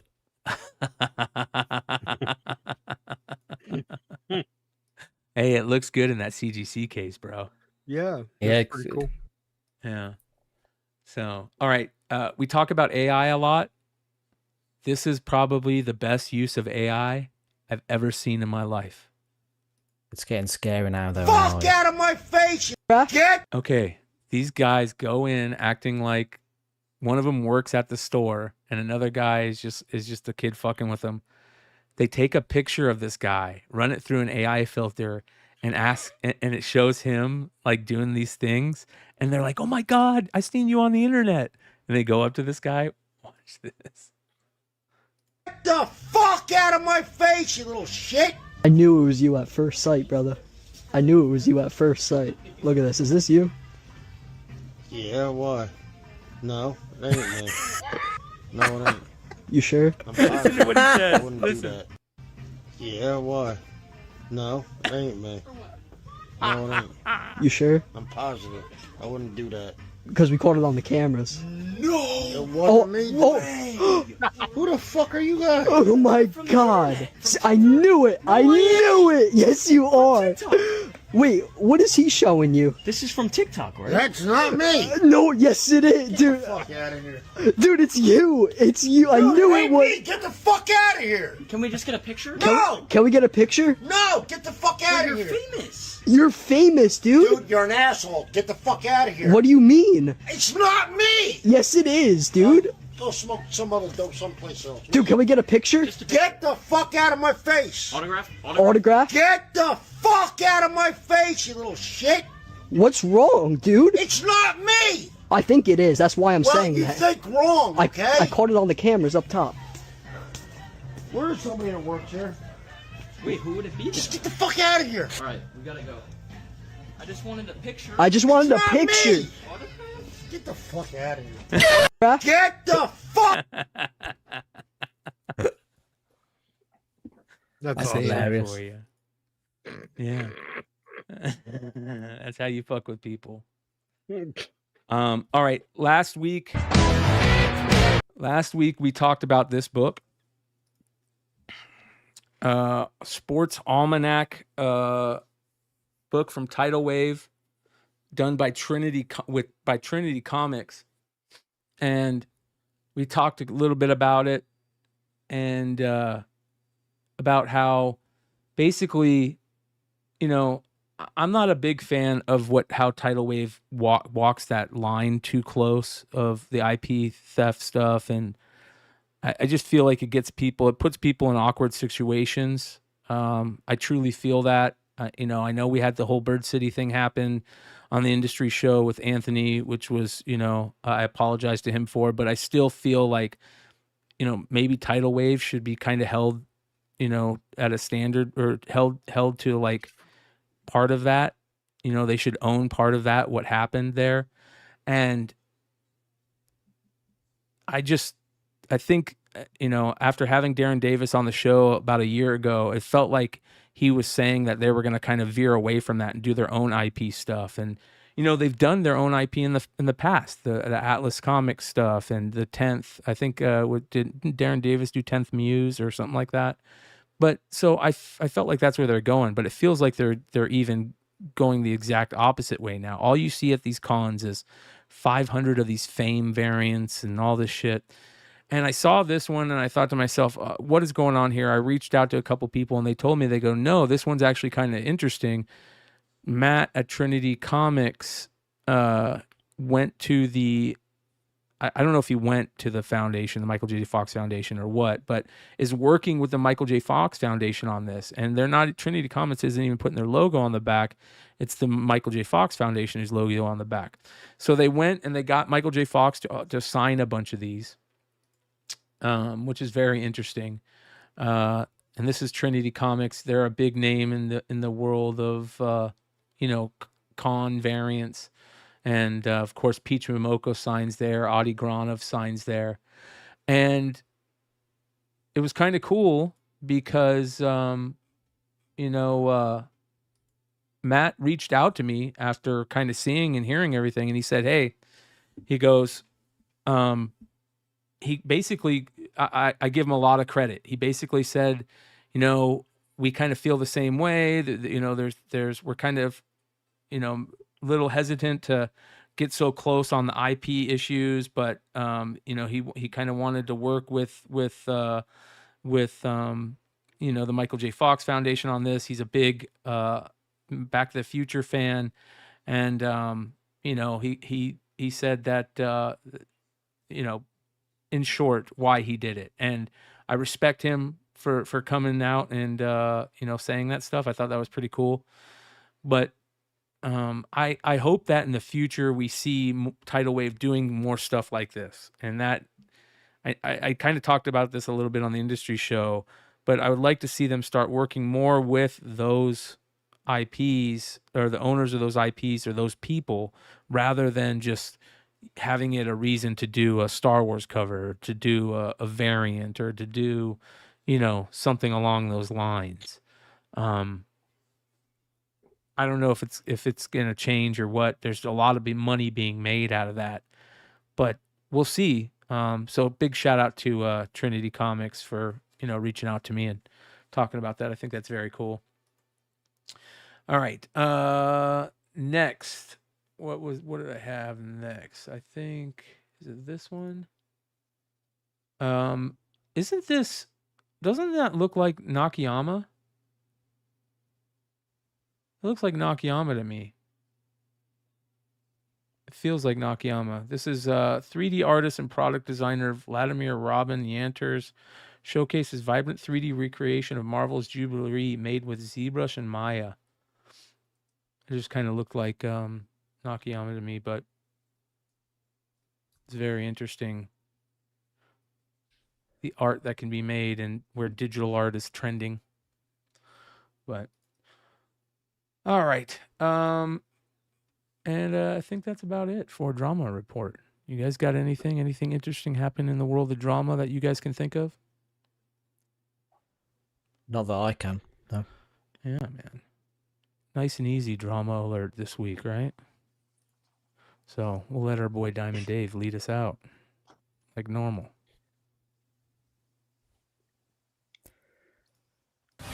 Can you hear me out there? Hey, man, don't be squirting water at me. I'm gonna fuck your girlfriend, pal.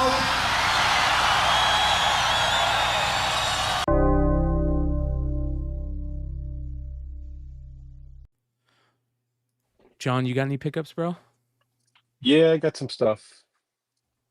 I'll wait till MJ's done. MJ's got you getting into the retro gaming thing. Is that what you said? Yeah, so I collect comic books, trading cards, and retro games. So that's what the channel's primarily about. But massive Super Nintendo fan. Oh hell yeah, bro! So yesterday for me, I went to Untold Comics in Kidderminster, which you're aware of that shop. It's the one that got the Transformers Beatles cover.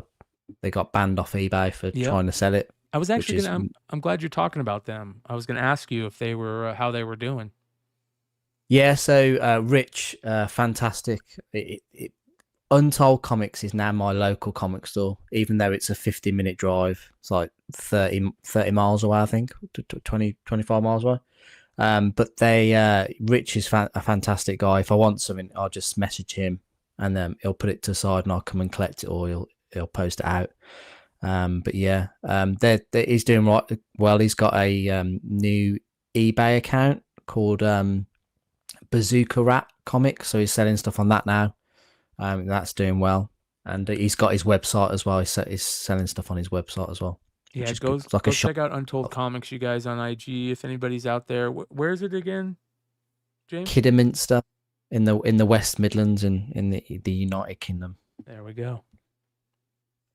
So great guy. I picked up some stuff from his store today. So I picked up the Dark Knight 3, the Master Race, but this is the Jock cover, but it's like a diamond preview edition.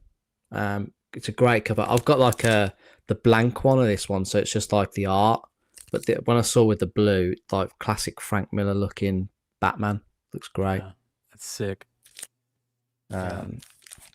Picked up he held for me issue 5 of Monsters, so I've got that to read. I'll read that today. Oh yeah, great cover. And then I went, because I was kid free today, I was able to dig through all the long boxes, and so I picked out Geiger issues 1 to 5. Hell yeah, great read, man. I love how they even the checkerboard pattern at the top, the old school DC checkerboard pattern. So dope. Yeah. Yeah, they're all first prints as well, so I was really happy to get them. Yeah, that's a score. That's a great series. And then I'm a big, well, I'm not a big fan, but like I grew up watching Biker Mice from Mars, and this is the, I can't even, yeah, this was from last year, but they're starting a new series next month, I think, or the end of this month. Yeah. So get that down there. And then afterwards, I went to a gaming shop called Old School Gaming, and I'm a big Super Nintendo collector, and I got Power Rangers boxed. That's dope. I'm trying to get the glare off it. They honestly, it's the best shop that I've ever been to for Super Nintendo games. Like they'd bought like a massive collection of box games, and they were just everywhere. Like the displays were just incredible. I asked if I could film it, so I'm editing a video for it to put it out. And then I picked up Street Fighter 2 on the Sega Mega Drive, which is like your equivalent of the Genesis, I think. Yep. But this was just literally a cover buy, because that cover looks absolutely awesome. Yeah. I've got it on Super Nintendo, which is what I'd play it on, but I just thought it was that. Yeah. Cool. So those are what my pickups yesterday were. That's sick, bro. The Super Nintendo is my favorite all-time platform also. I don't think that there's anything better. Legend of Zelda: Link to the Past is my favorite all-time game. Your favorite game? Yeah. Look at that, dude. Look at that. That is so cool, bro. Yeah. I have been thinking about doing a video on all my retro games, but yeah, I might do that actually. Yeah, there's we follow a lot of the retro gaming sale market. My buddy Vinny Kumar is a big retro gaming guy. He's really big on collecting all the original Japanese versions of the games. Their artwork compared to ours is like phenomenal. Yeah. Like on the covers, they always look beautiful. Yeah. So he's always going to Japan and going through and finding the old retro game or the vintage game stores and stuff. So it's good shit. All right, John, what you got, brother? All right. I got a few things from the Dallas Comic Con. Davis Ryder, Exquisite Corpses. It's a pretty good read. I enjoyed issue 1, so I'm probably going to stick with it for a while. James Tynion usually writes great stuff. So then I picked up, I know a lot of people aren't a big fan of Tidal Wave, but I do like a little Dragon Ball Z and Tyler Kirkham Battle Damage. So I thought this was a nice little combination. And then it's the back cover says it's a tribute to Akira Toriyama, who's the original creator.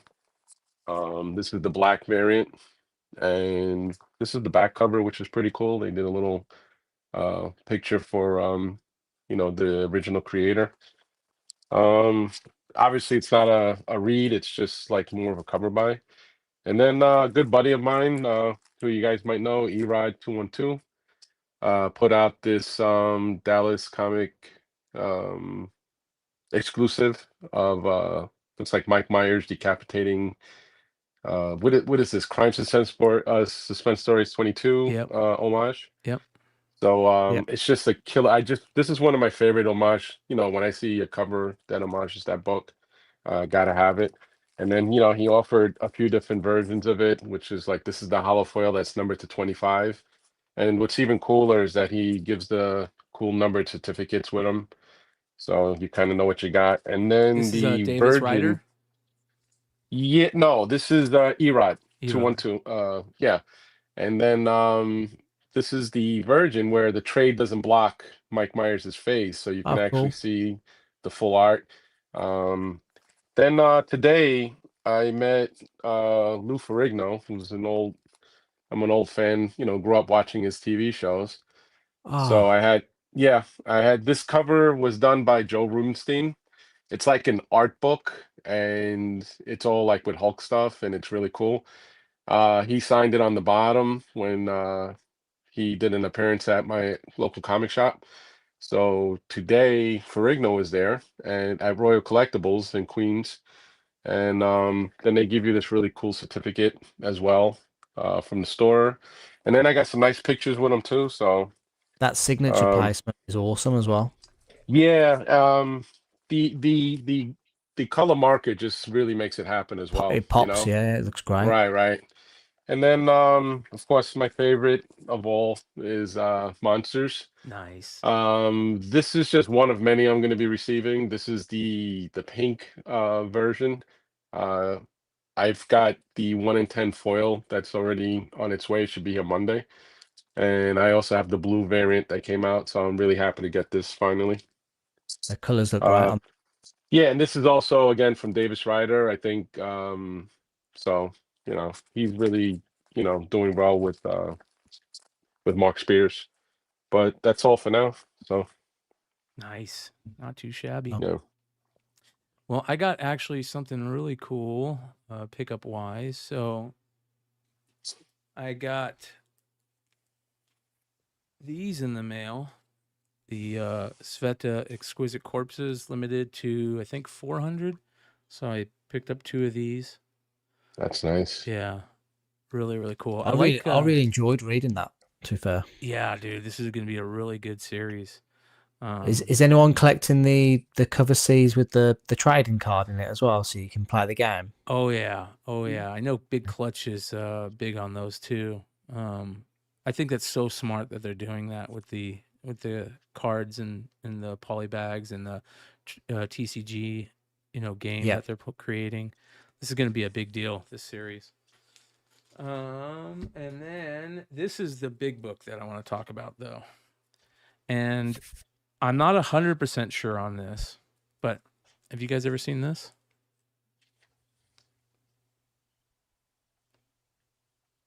I don't think so. No. So this is foil? Nope, not foil. It's regular. This is Witchblade #1, a German release. Right? Is that a Silvestri cover? No. Hold on. So Mike you guys Turner? can see there. It's normally Mike Turner, isn't it? That is Mike Turner right there. And this is Michael Turner's very first solo cover. His very first cover was Cyberforce #9, which was also his first work. He did pencils and then he helped collaborate on the cover. This is his first solo cover right here. His first U.S. solo cover is Aria #1 from Avalon. But this is his very first solo cover right here. German Witchblade. That is cool. Yeah, so I bought this. It came from Germany.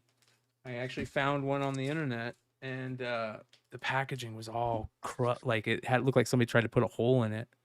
And thank God it was in good condition. So that's for all you Michael Turner fans out there. Be on the lookout for if there's any foreign collectors out there. That's a big book to find. And I don't remember this being used. It might be interior art somewhere for Witchblade or something that I don't remember. But Great cover, yeah. Yeah. So do you have to pay any import tax or anything on that? I can't remember. That's a good question. I don't remember if I did or not. You know what I mean? But yeah, Michael Turner probably in my opinion, the most underrated artist in the game. His stuff is stupid cheap right now. And by the way, you guys, if you guys are into those first appearances and stuff, we have all these on the Beyond Wednesday's Creator First list. So there's Michael Turner right there, right underneath Billy Tucci. Shout out to everybody that helps on this list. Like, look, Derek just put in 3 new comments. So this is a living list. There's probably close to maybe 100 names on there now. I've been working on this list for about 10 years, if not longer. It was much bigger, and I lost half of it. And so I had to start over. And so there's a lot of names missing. So I've opened it up. The link is below. You can comment on it, and I'll add comments like Maria Wolf. Derek added first work as Moonshot, the Indigenous Comics Collection, Volume 3, which is really cool. I have to check that out. And then he updated her first cover as By the Horns #1. So that's pretty cool. And then I love to add like, early stuff. I'll put early covers. So he put in a bunch of early covers on there too, which is very cool. So if you guys want to go check it out, it's got all types of names. And here's Derek working on Scott Snyder. He added some Scott Snyder stuff, which is very cool.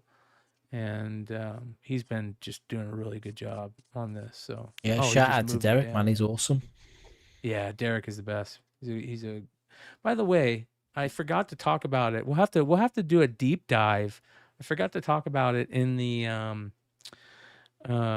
drama section because it would have been it's going to cause some type of drama, I imagine. But the comic book community awards, right, are getting ready to be voted on or something this year. I think it's like I think you can start your nominations. I think that's yeah. So 2025 CBC Awards kickoff live stream. So 6-7 open nominations. Here's some categories. By the way, you guys, go sign up to MJ's YouTube channel. Where did I have it? Right here. MJ Comics on YouTube. oh, thank you. Yeah, man. Dude, you're almost at 3,000 subs, dude. That's pretty fucking good. I know. That's awesome. Thank you. How long have you been doing this? I started it with my brother during the pandemic, like 2020. And it like took forever to get like 1,000 subscribers. Because obviously based in the UK, it's like it's a lot harder. But like the past year, with my analytics, the majority of my audience now is in the US, which is good. Yeah, you do a really good job, man. You do great interviews. You got great content. I love the Battle Beast stuff that you're opening. This was a good one. You finding that Thor Wolverine, is that the Wolverine ad book? Yeah. So yeah, you and by the way, I love how you collect the I saw you showing off your Maximum Carnage game and graded book the other day. That was pretty dope. So thanks, bud. Go check out his site, you guys. He's got great content. So are you on here? Has anybody? I'm sure you've been nominated, right? You have to be nominated. I believe it or not, I was actually the first person to ever receive an award. Wow, that's awesome. That's dope. But that was back in 2021 or whenever it was, or 2020. Yeah. But I've not been nominated since or anything like that. Well, there was a big bunch of drama around this last year. Of course, that's how we all found Razor. That's how I found Razor, is through all this craziness. And we talked about it pretty heavily in multiple drama alerts throughout the year.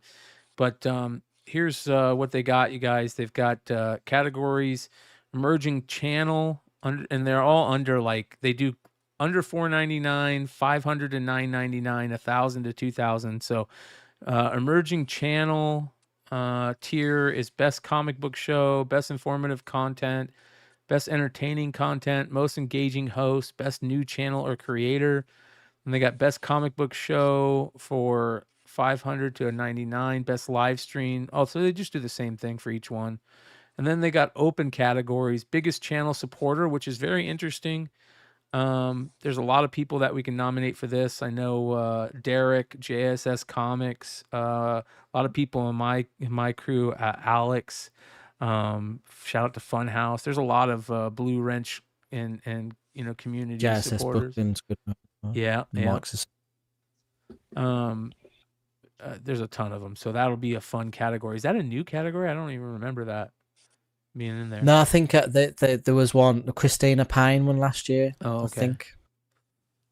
Best on-screen presence, favorite hands, mustache, facial hair, or hair. That's kind of weird. Favorite community artist. So that's cool. Best short form content. Best comic book or omnibus review channel. Best statue or toy review channel. Best cleaning, pressing, or comic restoration content. Best speculation content. Best live stream. Most innovative content creator. Best tour video. Most comedic, entertaining content creator. Comic Book Community Builder Award. Comic Book Community Channel of the Year. Comic Book Community Hall of Fame. Very positive this year. And we'll have to see in August how that finalist list is, and then the voting will start in August. Have you ever been nominated? I have been nominated. I think so. I think we were nominated last year.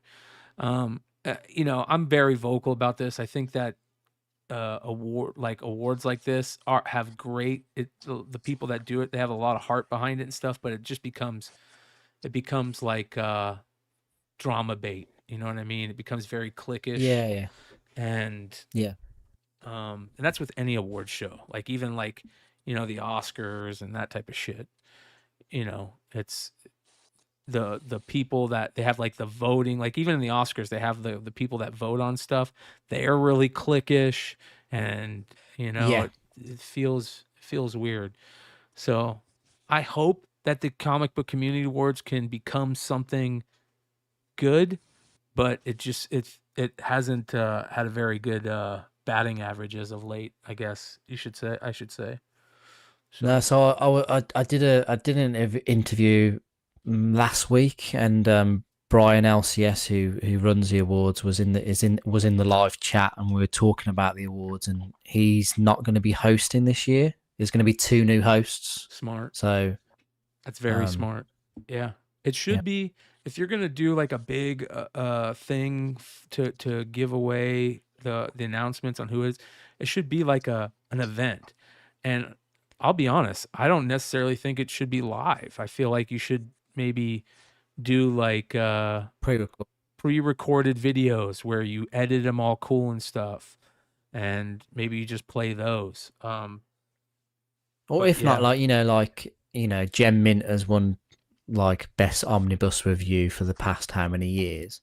I think I don't know if this is the case, but he's won it that many times. It should be called like the Gem Mint Award. Yeah. You know, or whatever, and he should be giving that award out. Great like point. You know, presenting it. But it's whether or not people have got time to do it. Maybe I don't know. That's the other thing, right? You know, it's a tough battle to run that thing. And yeah, it's not easy. You know, you're kind of in a catch-22 situation with all that shit. You know what I mean? Where you're damned if you do, damned if you don't. Yeah. Somebody's going to be mad about it. All right, I got a couple more things I want to show you guys. This is fucking awesome. I was a huge fan of Joe Madureira growing up. I mean, like, my love for like that style, that Joe Madureira, Ed McGuinness, that real comic book dynamic, like outside the box style, non-realistic, that gave me my love for it. And there's a new X-Men Age of Apocalypse Alpha #1 cover. Did you guys see this? I never saw this. This is crazy. Look at this. That's fucking awesome. That's a Joe Madureira cover. So Joey Mad he kind of left comics back when Battle Chasers, back in the day. And, you know, every once in a while he'll pop back and do a couple of things, but this is badass right here. Looks good. Yeah. I can't wait for that. So this is, it comes out.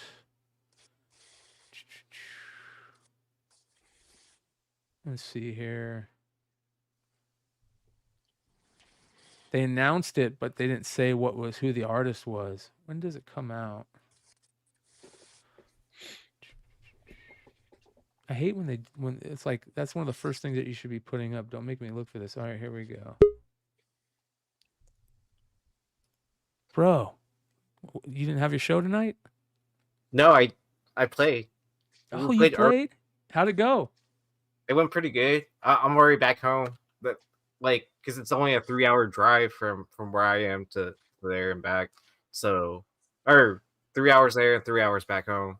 So we played like at 6 o'clock, and we had a 20-minute set up, and they cut it short. Oh. So they told us like, okay, you have 4 minutes left, and we still had 3 songs to play. What? Like, it's like, and then it's not, and then more than likely we're playing our songs faster than what the recordings are. So there's no way that 20 minutes of recorded music that we play, only 3 songs and took longer. So that sucks, bro. It's because I think it's yeah. This comes out September 3rd. So. But I got to meet Soul Wookie. That was cool. Yeah, dude, that looked like fun, bro. That looked like a blast. And then we went to Most Wanted Comics. Did you see what I? Yeah, we talked about it. That's dope, bro. Isn't that crazy? Wow. Yeah, signed by John Boy. Yeah. So this print, and then it's nice that it's already framed. And I bought this. Issue number 36. Bro. Yeah, issue 36. He's got the pickups. Hold on, look at that. Nice. Yeah. So it has the Mike Zeck sketch, John Betty, and Bob McLeod. That's awesome. Really dope, dude. You were just talking about that, wanting to get one of those. Right. So I mean, because I sold my Secret Wars number 8, that was 2 times remarked, 3 times signed. I was like, this is the next best thing. So 3 times remarked, 4 times signed, because Scott Hanna signed it too. Cool. Hey, Yee, would you get anybody to add to that? Being that you got a little space on there and also the back cover? Well, so actually, no, you can't on the back. All right. Yeah, you can't really do anything on the back. Yeah. It's about like sniffing drugs or whatever. Yeah. I thought it was black on the back. All right. Yeah. And then, but yeah, there is space right there, like a pretty sizable spot. Yeah. You ought to get John Romita Jr. on there because I think he worked on the interior art. So. Oh, that might be a good one. Yeah. And then he's the legendary name, so he'd be good on there.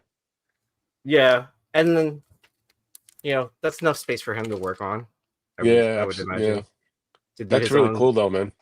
Yeah, I was stoked on it. I mean, you could probably see the price tag, and then it was like percentage off on top of that.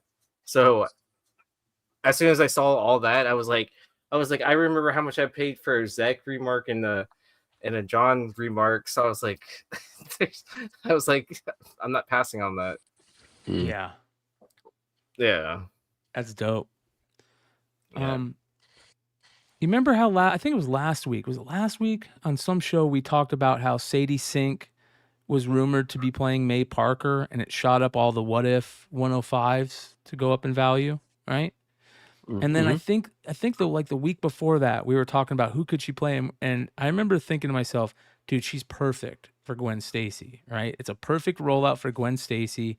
You have her be in part of the movie. She's a Gwen Stacy from another universe, and at the end of the movie, the end credit scene is Miles showing up, right? Well, check this out. Oh. Murphy's Multiverse. Sadie Sink's latest rumored Spider-Man Brand New Day role could bring the Spider-Verse into live action. They're saying she's going to be Gwen Stacy now. Oh, wow.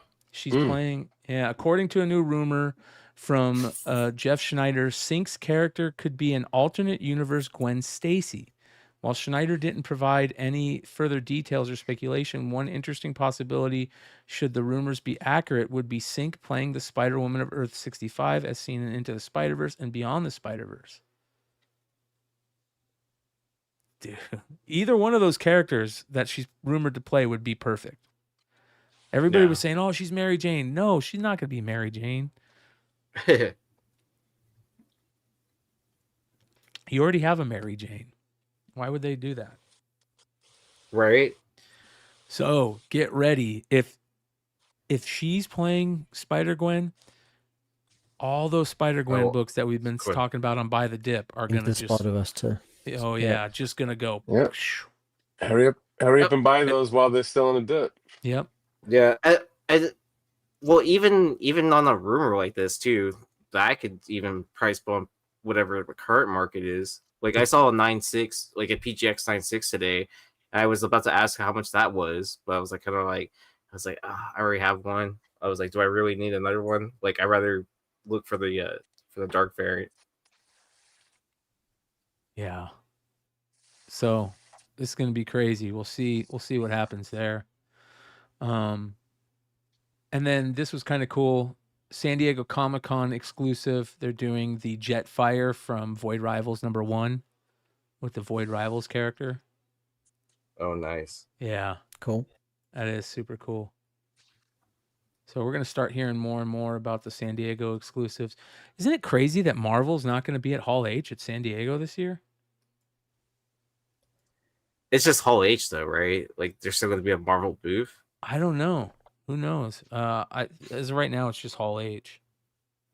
But that's crazy. Everybody was expecting a... I was expecting a Fantastic Four. No. Thing. Like Doomsday. Avengers Doomsday. They were saying we were going to get some type of tease of Avengers Doomsday. Well, doesn't Fantastic Four release in 2025? That day, yeah. I thought they were going to do what they did for Deadpool Wolverine, where they show the film. I don't know. They should.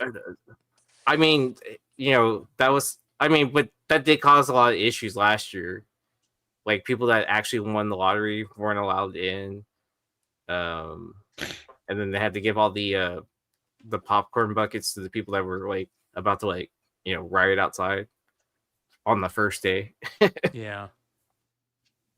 We'll see. Do you guys not think it's wild that it's like less than 2 weeks from Ironheart being premiered and it's not hearing much about it from Disney? Because it's probably terrible. It's gonna be terrible, isn't it? Yes. Totally. Just set your bar low and it's gonna be awesome, right? Listen, when I saw that first trailer and we saw Temu Terrence Williams, I was like, there's no way this is gonna be good. Pretty much. That character, when they announced the Hood was going to be the character, I was like, okay, that's a really cool character. He's really dark and da da da. And then you saw who's playing him in that trailer. And I'm like, this is terrible. It looked bad. So, and then I've also heard that all the Superman toys are really terrible too. Like really bad. Yeah, they don't. Yeah. They're not selling. I mean, but look at the dog biscuits; those are selling. Yeah. Even my parents, like I went and saw my parents today, and they're like, my dad's like, I want to go see that in the theater when it comes out. I'm like, okay, I'll take you to go see Superman. So I'm hoping that it's good. It's gonna be pulling in a lot of people that normally wouldn't go see that type of movie, you know. Oh, because it's been a while since there's been a Superman film release, huh? Yep. So it's a nostalgia summer. Well, just any type of those hero movies, like they've all been bad, you know, the hero movie. Have you heard about the facsimile edition Action Comics 1 with the golden ticket? Yeah, that's actually kind of cool in my opinion. It is, yeah. I think that's actually really cool. What happens when you find the golden ticket? You go to the premiere of the Superman movie. Oh, so it's never going to show up until like 5 years after the film? But it'd be a cool collectible afterwards, wouldn't it? Yes, very cool.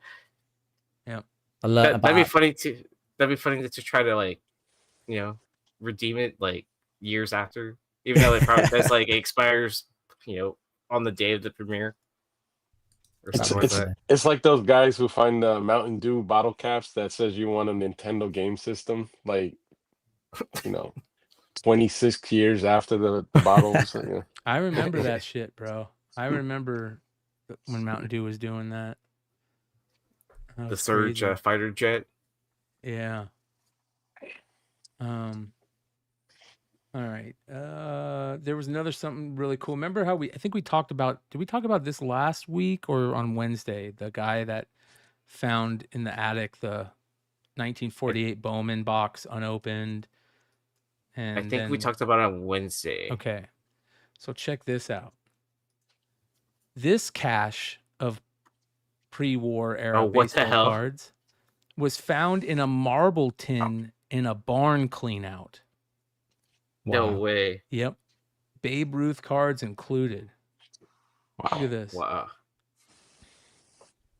It says here, Unbelievable. Long Island man's grandfather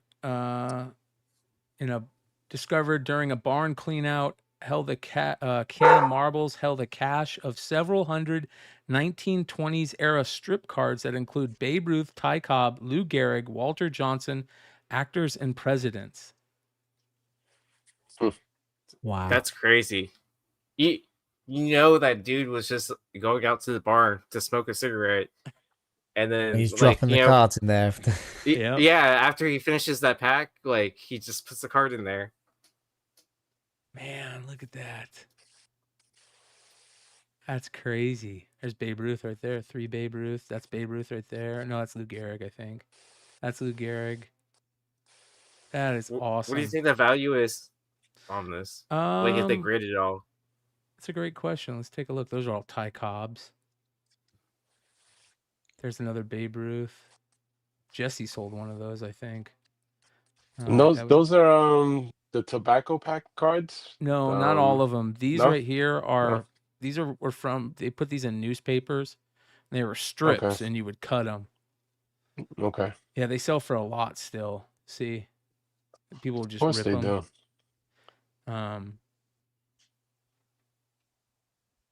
Damn, that's awesome. crazy.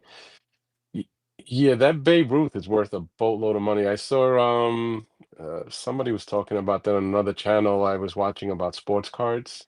Somebody had one of those graded, and even low grade, like a 1 or something, sold for a huge amount of money. So nice. Trying to That's see a if they great think find. what they think the final amount might be on this. 300 or so cards were found. That's crazy. Yeah. Well, the thing is that you got to get whoever gets a hold of all that. They're going to send all that stuff to PSA. Oh yeah. And yeah. And then you're gonna probably get lucky with something that's gonna get a higher grade than expected, and it's gonna have a killer. It's gonna go on to a killer auction.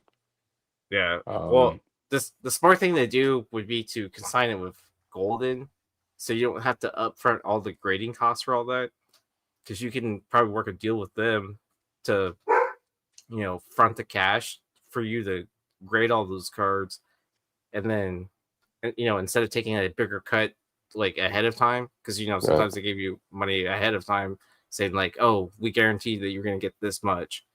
Use that money to like grade all that, and then by the time it gets all done for auction, you have a pretty fat payday instead of the day. Yeah. So it's a win-win situation for everyone. Yeah. Jesus Christ! I need to find something like that just once. I love hearing about it, man. I love hearing about that stuff.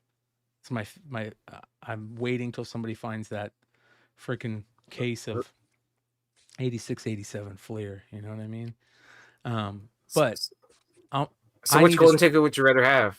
A find like that or the Superman golden ticket? Yeah. Come on, man. Well, here's what I want to do. I'm gonna start. I see people saying like my boy Shane Sterry said, when are we gonna get the Beyond Wednesdays bathwater soap? We're not gonna get that. We're gonna get this from the Beyond Wednesdays. Did you guys see this? Snoop Dogg turns all his half-smoked blunt roaches into collectible art items. Check I this saw out. that. This is him signing them. He frames them and then he signs them and sells them.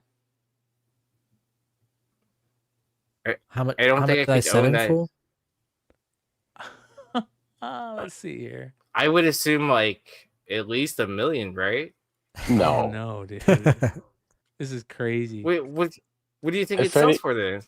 I At think least less than 500,000. No, less than 1,000 for one of those. I can't imagine anybody gives a shit that much. Yeah, less than 1,000. I would don't say. know, but I mean, It's like, cool. It's cool for like a person that's into, weed and stuff, and you want to hang that on your wall. I mean, but how many see, how many people are gonna call that like exotic art or something? It's like it's not. so I think it becomes a legality thing too. Like, obviously Whatever he's in state you're California. in. Yeah, so in California it's legal, right? Can I own this piece in Texas? Probably not. Like, I could probably get arrested for just owning a piece like that Really? because it's possession then, right? And then it's also like traveling over different state lines, so like that's like federal stuff too on top of that. Mm. So you could only really own it on like pretty much the West Coast. Like, Is this equivalent to the banana duct tape to the wall art? Yes. probably. Yes. Like it's gonna intrigue somebody and it's gonna go insane on an auction. I mean, but he But- also owns Death Row Records too. I think But- that helps. But yeah, he should have done just one and then put it at auction. Just one. That's it. And just see what happens. He probably You know? had all these roaches anyways. Like, it's not like it's anything new. And then from what I've heard is like sometimes he like takes a puff or two or whatever, and then like that's a roach for him, which would make sense. I would assume he has like pounds around him at any given time. I mean, if you have a person that's like professionally rolling blunts for you that follows you around, that's pretty cool, right? This is crazy, dude. This is so nice. I mean, have any sold yet, or is this like gonna be like in an Yeah. art show, art gallery, and then says someone's gonna he pay- turned his usually- half smoked blunt usually roaches these- into collectible pieces of art in an upcoming collab with artist Erica Kovitz. She preserved Snoop's roach chips with a plastic and chrome proxy atop pigment panels on acrylic and even fused in cannabis residue to enhance the designs. See what he Real says. Fake Comics has said that one sold for $4,765. Wow. See what he says. I feel like Actually got a song called Roaches in My Ashtray, too. Don't be with my roaches in my ashtray. And now you selling them. They yours. The price is right. And if you got a great artist that worked with me, put that glaze on the top of it, curated it. So they put something on top of it to keep it from, going bad. So you can't smoke them. Nah, I wouldn't expect it to or try to. Oh, there's people that are going to try to smoke these. Don't get it twisted, dude. There's people that's going to try to smoke these. That's basically just like smoking glue then at that point, right? Yes. Glue and paint. Yeah. Yeah, that's fucking crazy. You're dude. paying for DNA. Yeah. Talk about DNA like relic, right? Fuck. All right. This is one of the coolest things I've seen collectible wise in a long time. So this guy is getting the guy who created the Halloween score.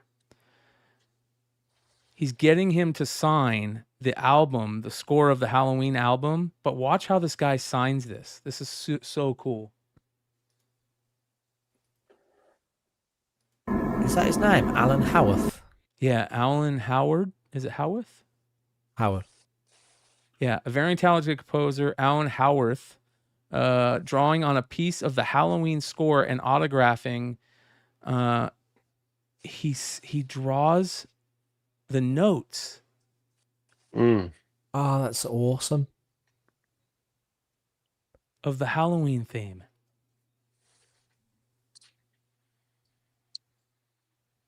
This is fucking cool.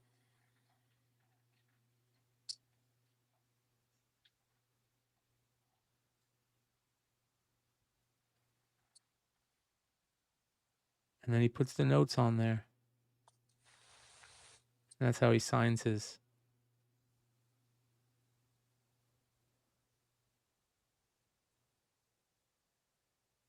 That's fucking cool, man. It's different. It Definitely is. different, isn't it? Yeah, it's totally different. I wonder how long, Now, or how many people he does what do you that think for. What do you think that sells for? Oh, And would you rather own that over the Snoop Dogg bullshit? I would rather own this over the Snoop Dogg bullshit. Yeah, I'd rather own that. Yeah. I'd rather own the Snoop Dogg bullshit and see what happens like 10 years from now. I think this is cooler. But don't get me wrong, I want to sell my my roaches. You can buy them. Just let me know. Oh, we could do a collab and I will make a painting out of it. Yeah. Out of like a roach that we both smoked. Yeah. You can sell them on the Beyond Wednesdays website. Yeah, you got it. Speaking of the Beyond Wednesdays website, go Good check it out, you segue. guys. BeyondWednesdays.store, where we are updating the eBay store every day. We've got new shirts that are going up tonight. We've got tons of G.I. Joes that are going up, tons of graded books. If there's anybody out there that sees anything on there and wants to offer me something off of eBay, you can do that too. And the people that are in the highest members category, you can get 10% off of, your one purchase a month. So if you guys see anything you want, let me know. And if you're in that members category, you can get 10% off. So it's pretty cool. I started adding these. I talked about these on a couple of shows, but I started adding these old T-shirts and stuff. So I got all the old T-shirts on there, and the grommet stuff is on there, of course. There's also this amazing Joe Montana rookie card in a sealed pack, graded. Yeah, look at that. Cool. Yep, 1981 Topps football unopened cello pack with the Montana rookie on top, PSA 7. But that's the type of stuff you guys Nice. can find at the Beyond Wednesdays store, and actually Beyond Wednesdays website, which is beyondwednesdays.store. It's kind of cool. I tried this new Wix website maker out, and just because I needed something quick instead of Shopify. I felt like Shopify was a little too expensive for what I needed it for. So I'm trying this Wix thing, and it seems to be working good. It'll have all the shop items up there. It's a nice little about section with the whole crew, and also you can go, and if you guys enjoy the pre-show music or the music that you hear in any of the Beyond Wednesday stuff, you guys can go check out the Beyond Wednesdays playlist on Spotify, and I'll be adding all the events, all of our releases, shows and cons we're going to be going to will be in the calendar. So yeah, definitely go check it out, and you can go straight to the YouTube channel over there too. I got to figure out a way to maybe live stream videos off of there too. I'm sure that's coming at some point. So, and then Cool. Yeah, I will be selling books tomorrow night on eBay Live, you guys. We have started the push for San Diego, so we'll be doing sales probably 3 to 4 nights a week on eBay Live and whatnot. We'll have a bunch of stuff for sale. I'm going to be doing a Walking Dead sale. So if there's any Walking Dead fans out there, I'm going to plan a Walking Dead sale for not tomorrow Sunday, but the following Sunday. I'll have almost a complete collection of Walking Dead available, other than like #1 and a few other issues. Entire collection I'll be going through over the next couple months. And I'll also have a ton of McFarlane Walking Dead toys still mint on card, a bunch of the blind bag toys.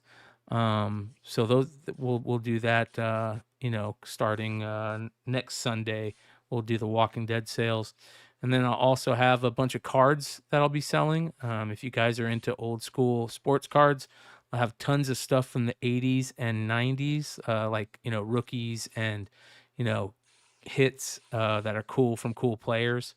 So, cheap stuff, like anywhere from like, $5 to at the max, like $100. So check that out.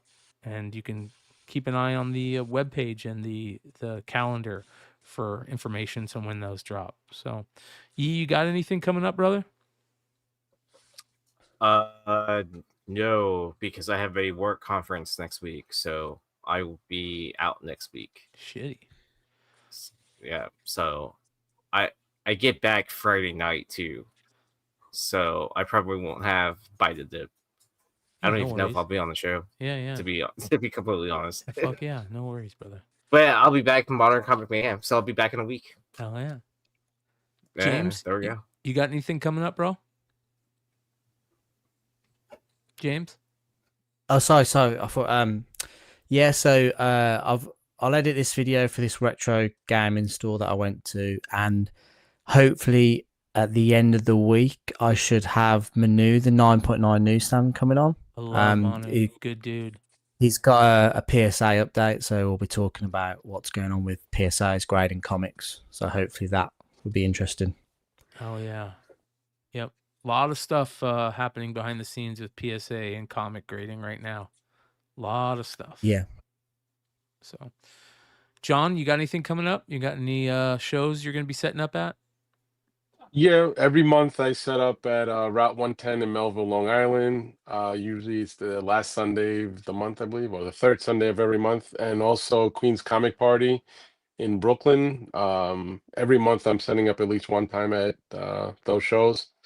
Also, if you want to check out the Lou Ferrigno signing at my friend's LCS, Royal Collectibles in Forest Hill, Queens, DJ Links, Linx, just loaded a video on YouTube showing the whole walkthrough.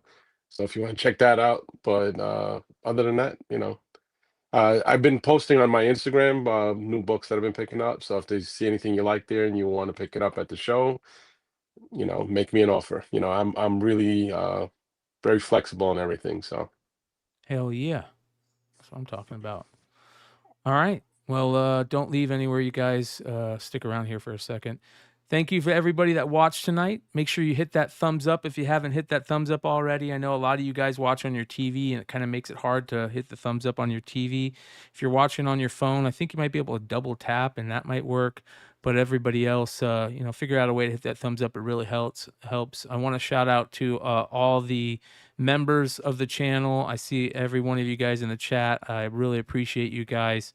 And shout out to everybody that supports the channel, either through memberships, super chats, or just by hitting that thumbs up. You guys are half the reason we do this, and we really appreciate it. And hopefully I'll be able to see you guys, all of you guys that are going to San Diego this year, out at San Diego coming up. If you're in the Phoenix area, I'm going to be going to Phoenix Fan Fusion tomorrow to go say what's up to Chris Rupp and Brian Polito and crew. So make sure you guys, if you're going to be at Fan Fusion tomorrow, stop by and say what's up, if you see me. And that being said, much love. We'll see you guys next time. Adios.